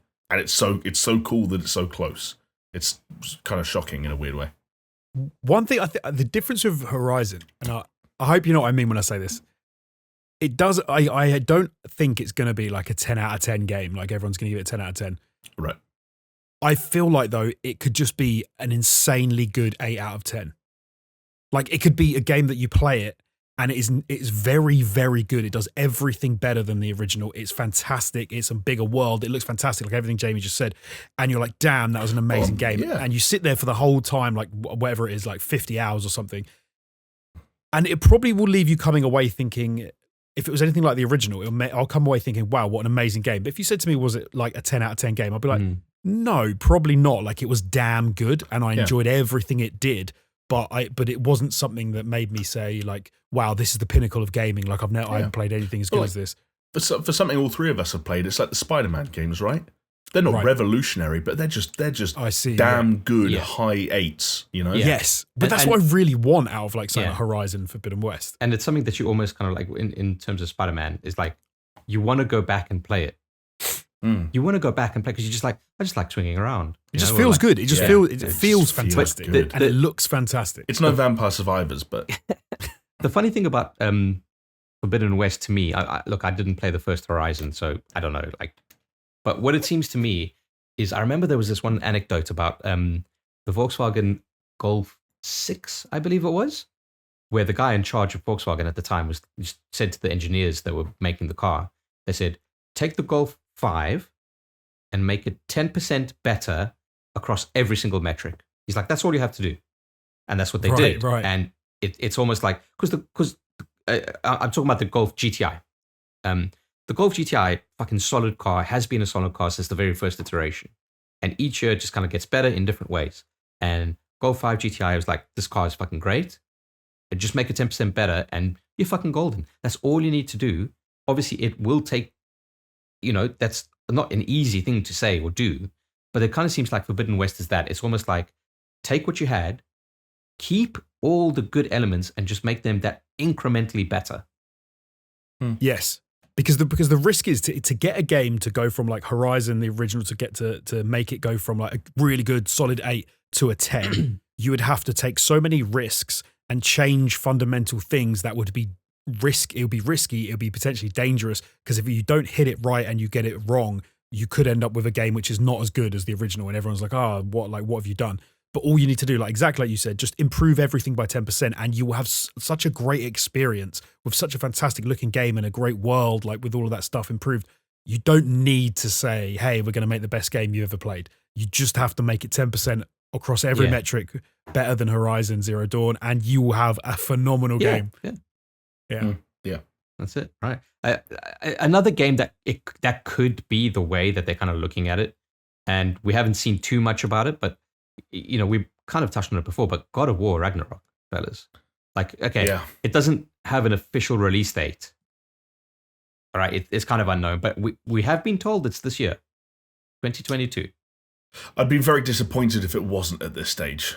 Again, unless they're cooking up something beyond everything that we've come to expect from that game and everything that we've been shown thus far, when we have been shown bits and pieces here. Yeah. Well, I'm still sticking to like, we'll have it, at least within the scope of Q2. That's still my kind of feeling and hope. But who knows? I mean, I've been wrong before, but I have been right before as well. So, flip a coin, take a gamble. Man. I kind of feel like it will be pushed. Wow. But it can't. This is why it doesn't have a release date yet, because it can't be pushed officially. No, like, unless next year. To next year. I don't know why. Like, there was always a weird feeling, like with Ragnarok, that they came out and they were like, "Oh, it's coming out this year." This is like last year, and it was like, that's impossible. Yeah. Like, how is that possible? We'd only seen a logo at that point. Exactly, and then they showed some gameplay, but even like the vertical that they showed of the gameplay, kind of felt, I don't know why, but it didn't feel like the same, that they were following the same path that they did with God of War. It felt like they were, I don't know, it felt like one of those weird kind of slices of a game that you're used to seeing from like 5-10 years down the line. We're going to finally release this. Like it was bits, tiny little bits. It wasn't like a big old exciting release. It was just made me feel a little bit more weird. I disagree. It was like snatches from I took the opposite away from that. I don't think you promote God of War, a sequel to God of War, with 5-second slices of things you haven't built yet. When I watched that trailer, I was like, this game is closer than we thought. I think we've talked about it before. It wasn't a vertical slice at all. It was like, this is the game, and they've taken elements from it because, like, you do a I'm sure that's why they did it. Yeah. I'm sure that's why they did it like that, yeah. Well, that's the reason why I think it's fucking close, but they don't. I don't think they want to cannibalize on the interest in Horizon Forbidden West, as an example. Yeah. So I wouldn't be surprised if they have Forbidden West come out and then they have a PlayStation fucking state of play thing. Also, like, they've had such a weird couple of years. Like, you think back to, I know COVID ended up messing it up even more, but do you remember when they did that thing where they had a Last of Us 2 preview event where all the journalists were invited, went and played The Last of Us 2. It was when it was meant to come out in February. Yeah. And then 2 days after the event, everyone went back with their footage uploaded to the site, and PlayStation were like, actually, it's coming out in May now. Sorry. And then May became June because of COVID, which is separate. But it's almost like they're in a position with God of War. It's like, you don't need to say it until you know. It's exactly what they did with Horizon. They kept us. They were like, "Oh, it could." Do you remember when Herman Hulst did that interview? It's like, "Oh, it might be done in time for fall of 2021." It wasn't. Yeah. They waited. They didn't give us a release date. They didn't make us excited for that. It never got delayed. And they were like, "Well, now it's February 18th, and it's gone gold without a single delay." I think that's the precedent they want to set. Yeah. I mean, I take what you guys are saying, and you could absolutely be right. For me, it feels weird though to have the PR stuff and all the way that they've done Horizon. And the way that they've pretty traditional, right? So you get the trailer, then you get the cinematic trailer, then you get the gameplay trailer, then you got a few hours of this, and then you got a few hours of that, and then you've had people playing the game, and you've had this, and that's not out until 18th of Feb. With Ragnarok, I mean, unless I've missed something, you had like the logo release, then you had a big gap, then you had this almost like this vertical slice thing, which I completely get what you mean. Like, I don't know what the vertical. It was a trailer. No, What's but the vertical slice thing? It didn't feel like it. I don't know. It felt like more a vertical slice is something that is like a result of you still prototype. This is a sequel. No, like, what's it a slice of? Do you know what it is? It was the difference between the trailer that we got, the gameplay trailer that we got in the original God of War, that was kind of like much more story based and like this is a chunk of the game and we're going to introduce the characters. The one they faked at E3. That was a vertical slice. No, that was. Yeah. But this, I understand why they now can say, oh, hey, we've got this game, it's done. Here's a look at this, here's a look at this, here's a look at this. And that would have been fine if they hadn't then subsequently released a trailer where they didn't even show off any of the main characters except for like tweeting out images of the characters, not even showing them in game, which I found really odd. I was like, why are you showing me getting me getting in and out of a boat, climbing around, fighting enemies in all these different environments? I think that stuff was fine, Jonesy. But the only person they didn't show was Thor. That's the only thing you've referenced. Yeah, there. but they cut a trailer without Thor, and so they showed there was a snatch bit of another dude who's the giant. They showed you caught a bit. Yeah, is it Tyr? You caught a bare glimpse of him stand up, and that was it. You didn't get any like. Oh, that fuck off bare glimpse. It's a trailer. I wanted more. Like the amount I've seen of Aloy in her world doing shit. She's the protagonist. I needed more. I'm sorry, but actually, if you accumulate the amount of screen time that Tyr is given compared to Aloy.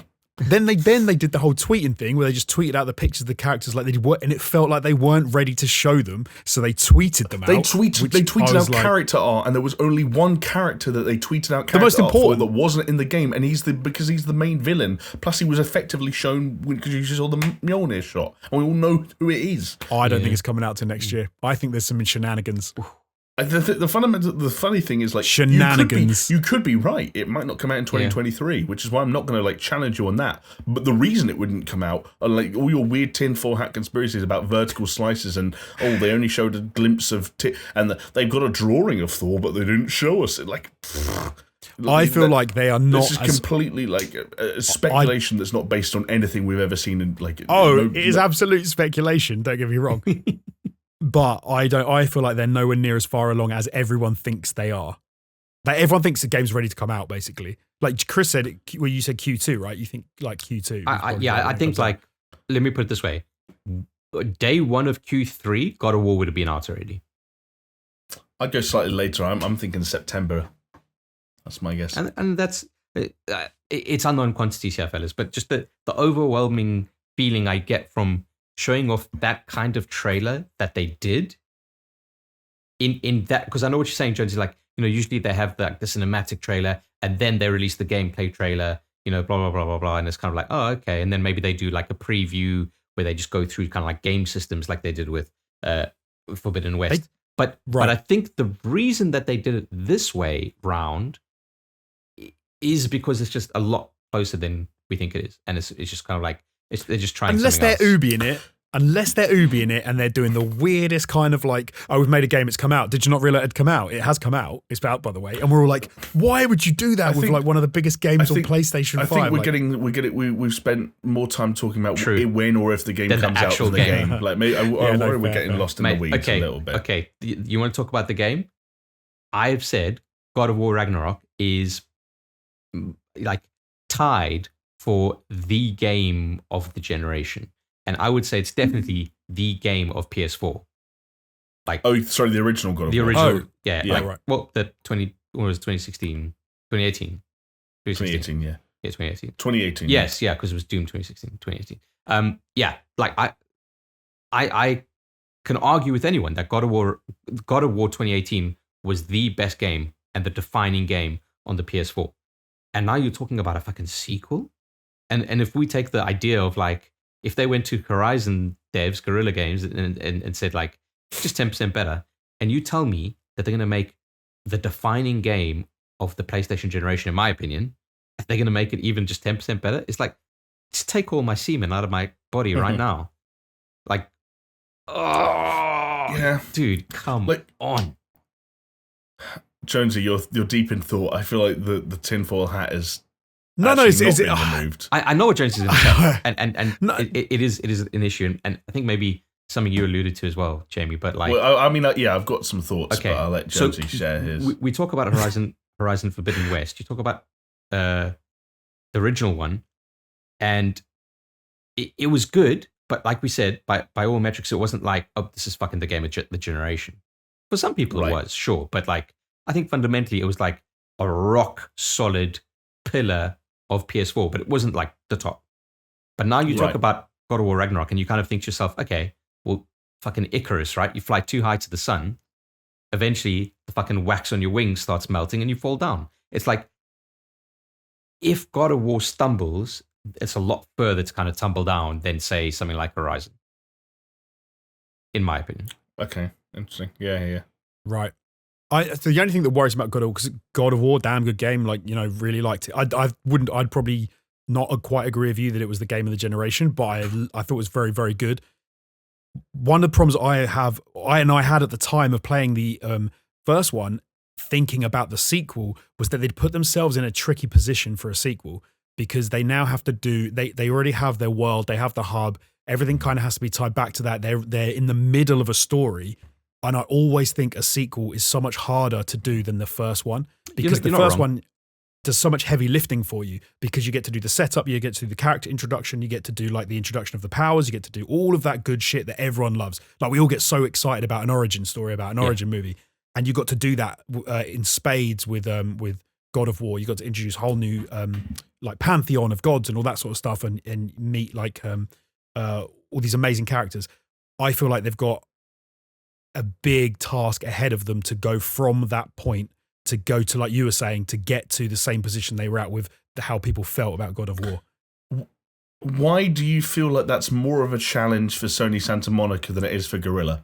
Like, why were those concerns not raised for Horizon Forbidden West? Because Guerrilla had was a it finished in the sense of like it had an idea for a sequel. So you had the Blight, and you knew that the Blight was going to be a thing, but that was like it. They've gone to a whole different world. They can introduce a whole load of stuff. They can develop characters. Literally, God of War has the world set up. Like, you've got that hub world in the middle with the doors that can access the regions. I don't think they're going to just stop you from accessing. They've confirmed new regions, though. Oh, and of course, as they in the original, like in God of War, you have the doors you couldn't go through because they didn't have access to them. Yeah. But then my thinking with the sequel is like, okay, so now do you just take the hub world that you had in the original and open those doors so that I can tread old ground, but there's nothing to do in the old ground? Or do you somehow have to stop me being able to go into any of the old places and just go to the? Do you see what I mean? There's some weird questions there that I don't know what they're gonna do. I'm interested to find out. I think it's a trickier prospect, is what I'm saying. I don't think Horizon goes, we're going to the Forbidden West. We have everything new. We can do whatever the hell we want. Like, we just have the world is, the style, if you like. The robot dinosaurs are the only things the same. I get what you mean. That, like, one of the things God of War has to work around is it doesn't have the privilege of being able to create an entirely new map. But if you told me that, where's the Asgard is in this game, which I presume it will be because that's one of the destinations, right? Yeah.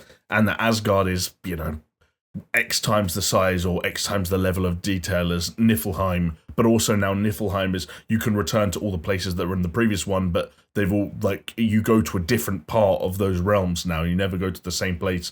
Like, you think about Helheim, which in the story you visit for, like, one very explicit purpose, and, you go there, you do a thing, you kind of come back, and it's like, there is room for flexibility there. Or to explore, and I don't. And I also it's almost like you have to navigate those challenges. But I also just think that, like, we're giving God of War and rightly so, but we're giving God of War a bigger uphill challenge of reviving and rejuvenating and keeping those ideas interesting, because the first time we saw them, it made a bigger first impression. Yeah. We're not sitting here talking about, how are Guerrilla going to make that roster of robot dinosaurs more interesting second time around? Because I'll give you a clue. I can't remember the name of a single one of them. I can't remember the name of Aloy's friend. I can't remember the name of the land that Horizon's set in. I can't remember Aloy's, like, dad's. I can't remember any of that shit. I know who Aloy is, and I know she fights robot dinosaurs. But with God of War, I still feel like I know that world and those characters like the back of my hand. If that's the reason why God of War has a slightly more uphill challenge of keeping those ideas interesting and fresh second time around, then yeah, you're right. But it's not a bad problem. It's a good problem to have. Yeah, it's like we were saying before. If they manage to answer all those questions, they could end up with an amazing game. I think they just have a hard. You're saying, like, what's the difference between Guerrilla and Santa Monica? I think they have a harder challenge ahead of them, because not only do they have to make a kick-ass, like, an amazing game, do everything right, they also have to navigate what they've already laid down in the original, whereby Horizon kind of just says, well, it's in a new world, so we can do whatever we want.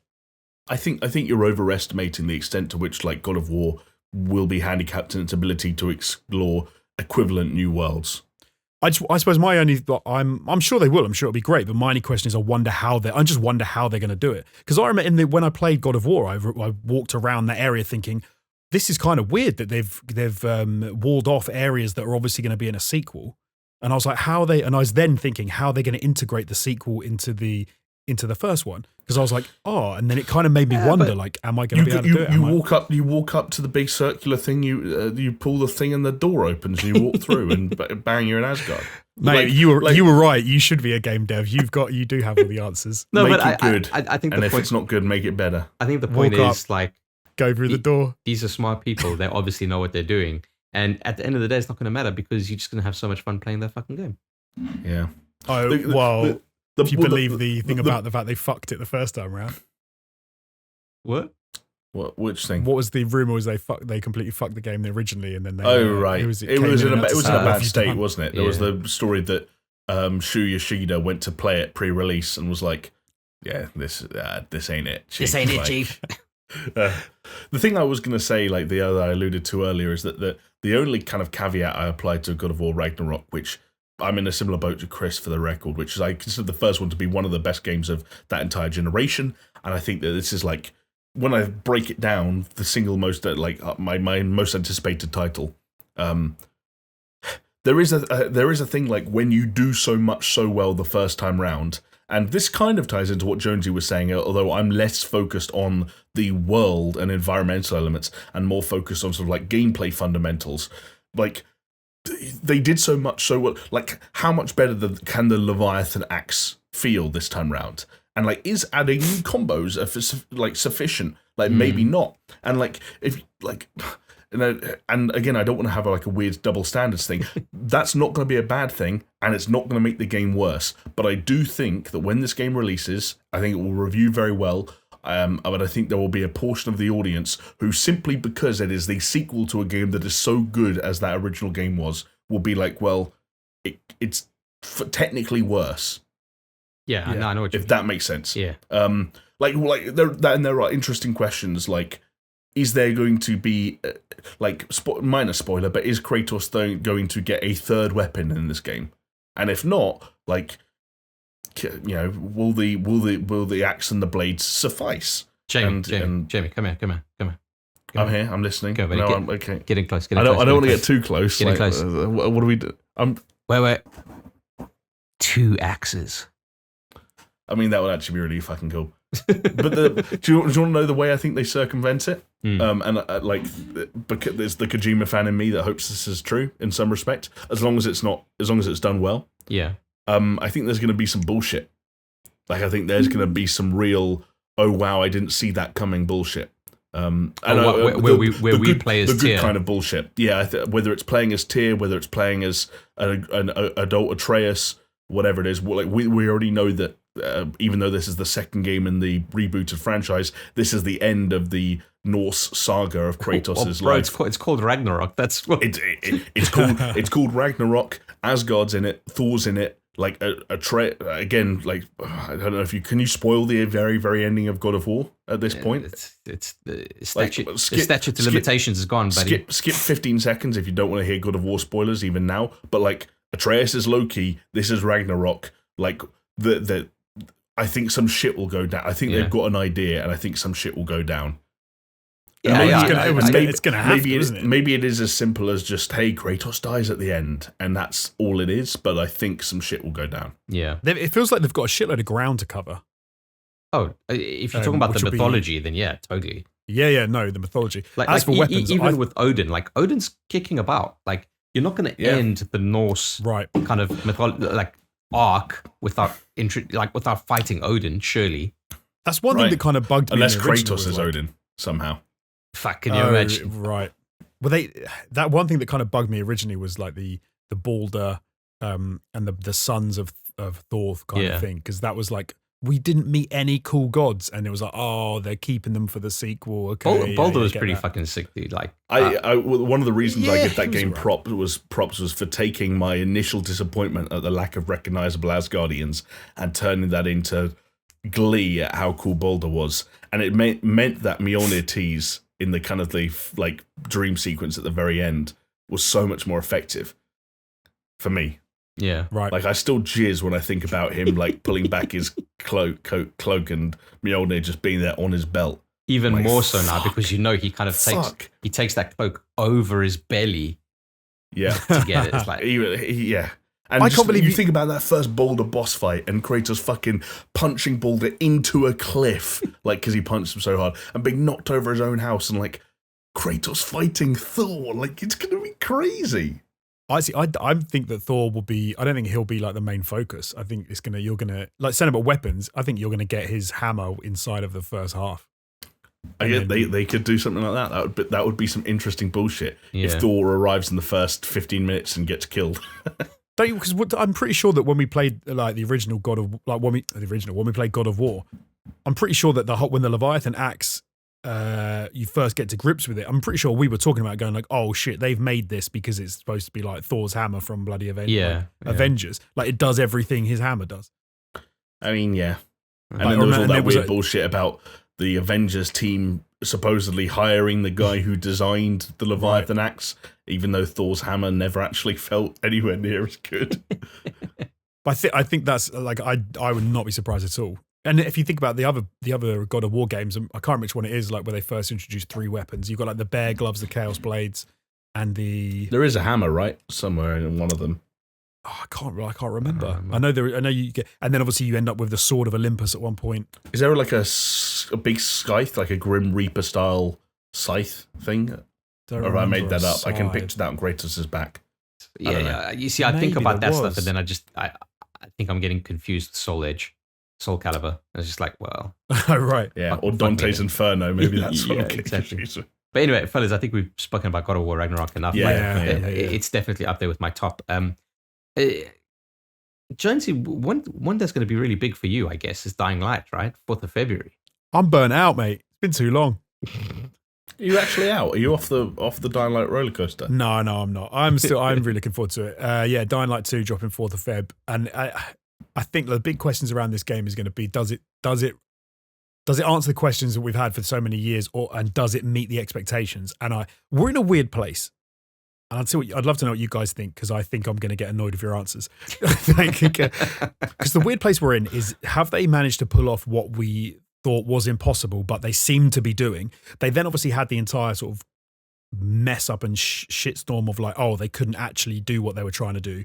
Yeah. And they had a whole mess of problems. And then seemingly the game got like completely off the rails, but then got put right back on the track and then started chugging along again and was quite a happy little engine.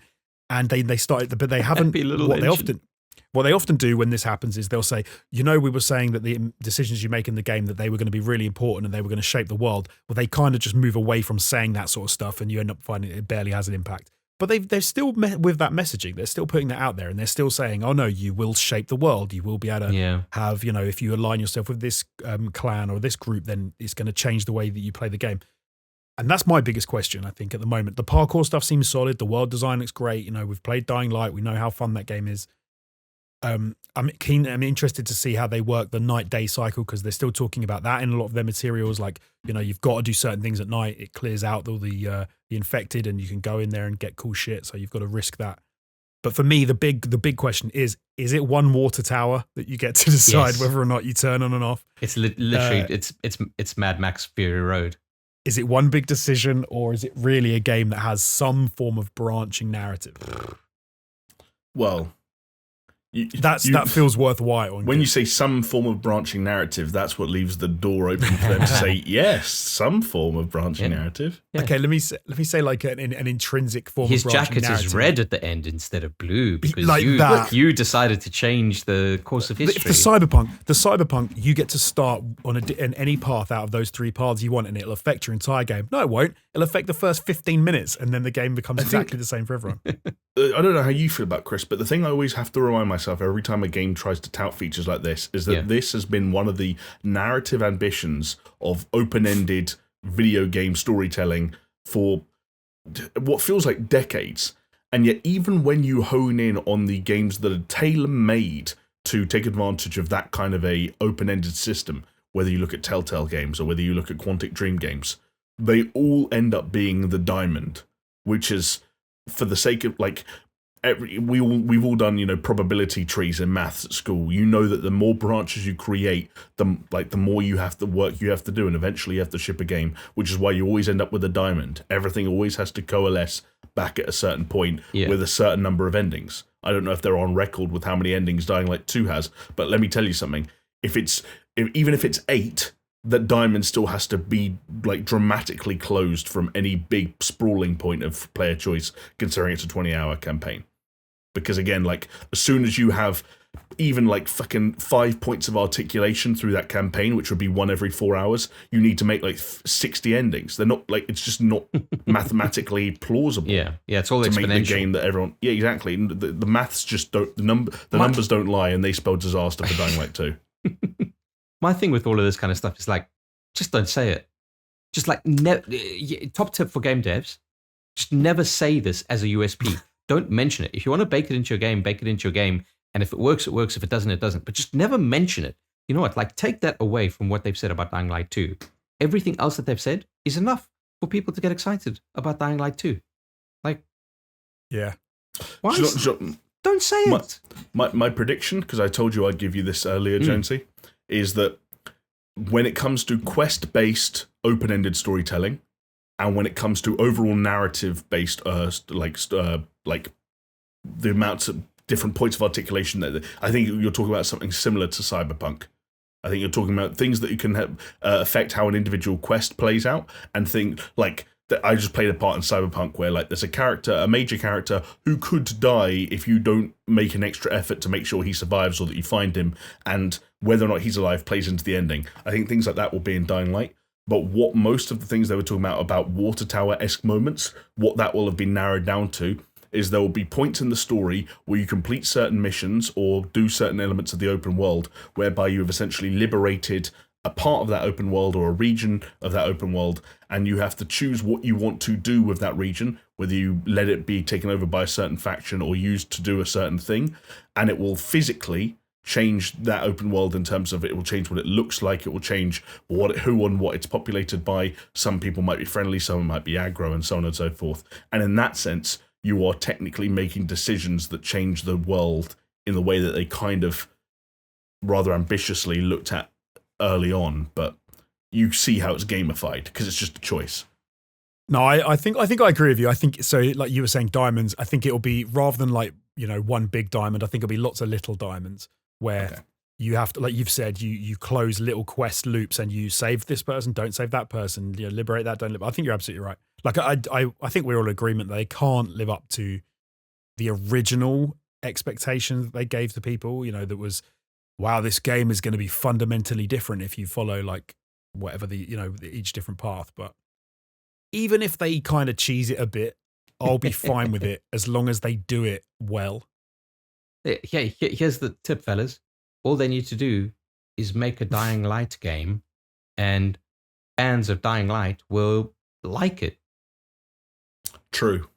Right? Yeah. Anyway, let's fucking move on. So far, all we've been doing is talking about sequels, and I'm going to talk about another one because it doesn't have a fucking release date, and that is the untitled, as of, Breath of the Wild sequel. It's probably just going to be Breath of the Wild 2. I don't have to mention now because I didn't mention. Ejaculate. I didn't want to say it at the time because I thought there was no way we'd get away with it. But going through Horizon, Chris didn't once say that the open world reminded him of Breath of the Wild, which I was genuinely surprised at, with the reveal of the little like flying hang glider thing and the fact that you can climb so many more surfaces in the world. At to you, this Chris. point, we're starting the saturation point of the impact of Breath of the Wild. I said it when the game came out, and I said like you're going to see more and more games get these elements, and very few people believe me. There we go. Like Jonesy, you do know that Dying Light 2 also has one of those weird hang glidery things that lets you jump from high surfaces and float down to other things, right? Yeah. But that's done in games for ages. Oh, no. But no, it has. The point is, literally, has been in loads of games. At this Tell point, me more about why the sequels you're looking forward to are going to have the easiest time being great games, and why God of War is going to be shit. Please elaborate. I'm joking. But what I'm saying is, it's probably easier to not talk about the impact because all games are going to be impacted by it. It's just kind of like it's like every game is Dark Souls. It's like, well, now every open world is going to be Breath of the Wild. That's just how it is. But fellas,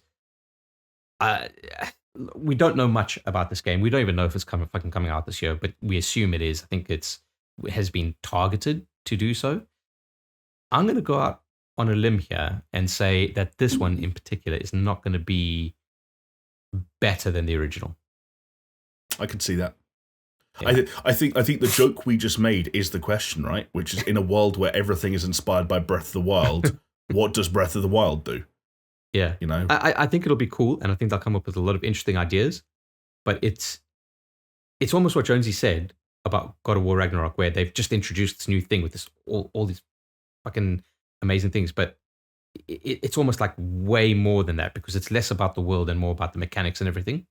And just kind of that sense of like, this is something fucking special, right? Like, as much as I like God of War and say it's like the game of the PS4 generation, like, it was not like revolutionary in a way that I thought Breath of the Wild was. I know Jones is going to completely disagree because he just didn't like the game, but...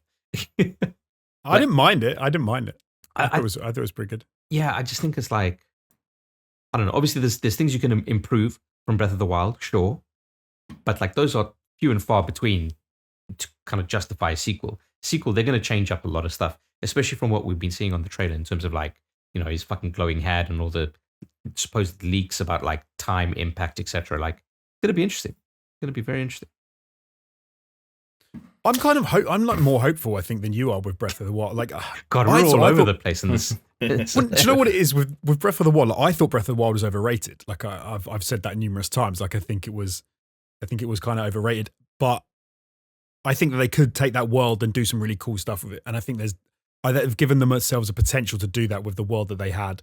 Again, it's still got the same problem that God of War's got in that it's going to be set in like the same place. So that's going to be tricky as fuck. They've also got the problem like how do you then like, so they've got to do some crazy shit with it. And maybe that is like time-related stuff do they do? They do weird, like, Yeah. cool new mechanics, but they've got that because they've got like the magic and all that strange powers you can have. They'll throw in like loads more powers, and they'll be like, Yeah. now you can do not just magnetic, but you've got like all these crazy shit powers that you can do whole new stuff with. And I think they could go completely mental and make something like very cool. I will but say then that, I didn't think that. I will say Wild that was- it's like was it's I read fucking it's Nintendo, dude. Like if anyone can fucking pull out the bag, Nintendo can. Like Yeah. they did it with Majora's Mask. They did it with fucking Super Mario Galaxy 2. They could do it with this. I think then Majora's Mask is an interesting one. Like this could just be the Majora's Mask of Breath of the Wild, right? Yeah, totally. I mean, that follows the same kind of formula, right? Of saying like, hey, you've got the engine, you just fucking make another game out of it. Like, But from my perspective, it's much easier though than like with Breath of the Wild to make a better game, because like I didn't think it was as good as you guys did, so they haven't got to go as far to make a better game. True. Okay, so you'll probably notice that we are now one man short. Chris's internet decided that he'd had enough and it was time for him to go to bed. So Jamie and I are not going to keep going. We're not going to keep dragging this out because we've already been recording for about 2 hours. So lucky audience out there, you're going to get a part 2 next week when we finish this list of games off that we are looking forward to coming out this year, 2022. It's taken us that long to get through the first sort of handful, which, to be fair, are the biggest games that are coming out this year.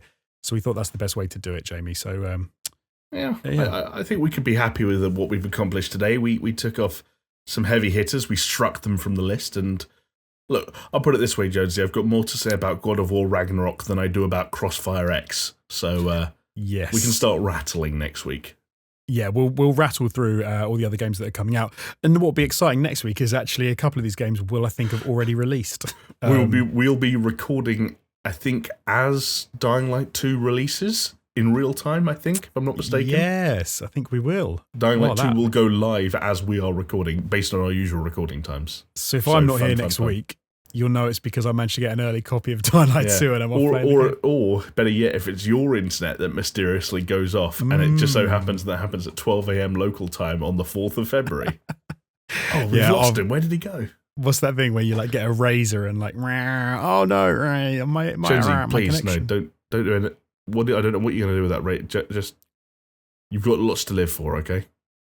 Electric razor, not like a razor. If you are going to do it, kill yourself after Horizon Forbidden West. Let's find out what Aloy gets up to. I'm excited to find out what she gets up to. I'm sure she's going to rock some new armor, which I'm keen to try out. Anyway. She definitely will, yeah. I don't think we've got a code word. We haven't.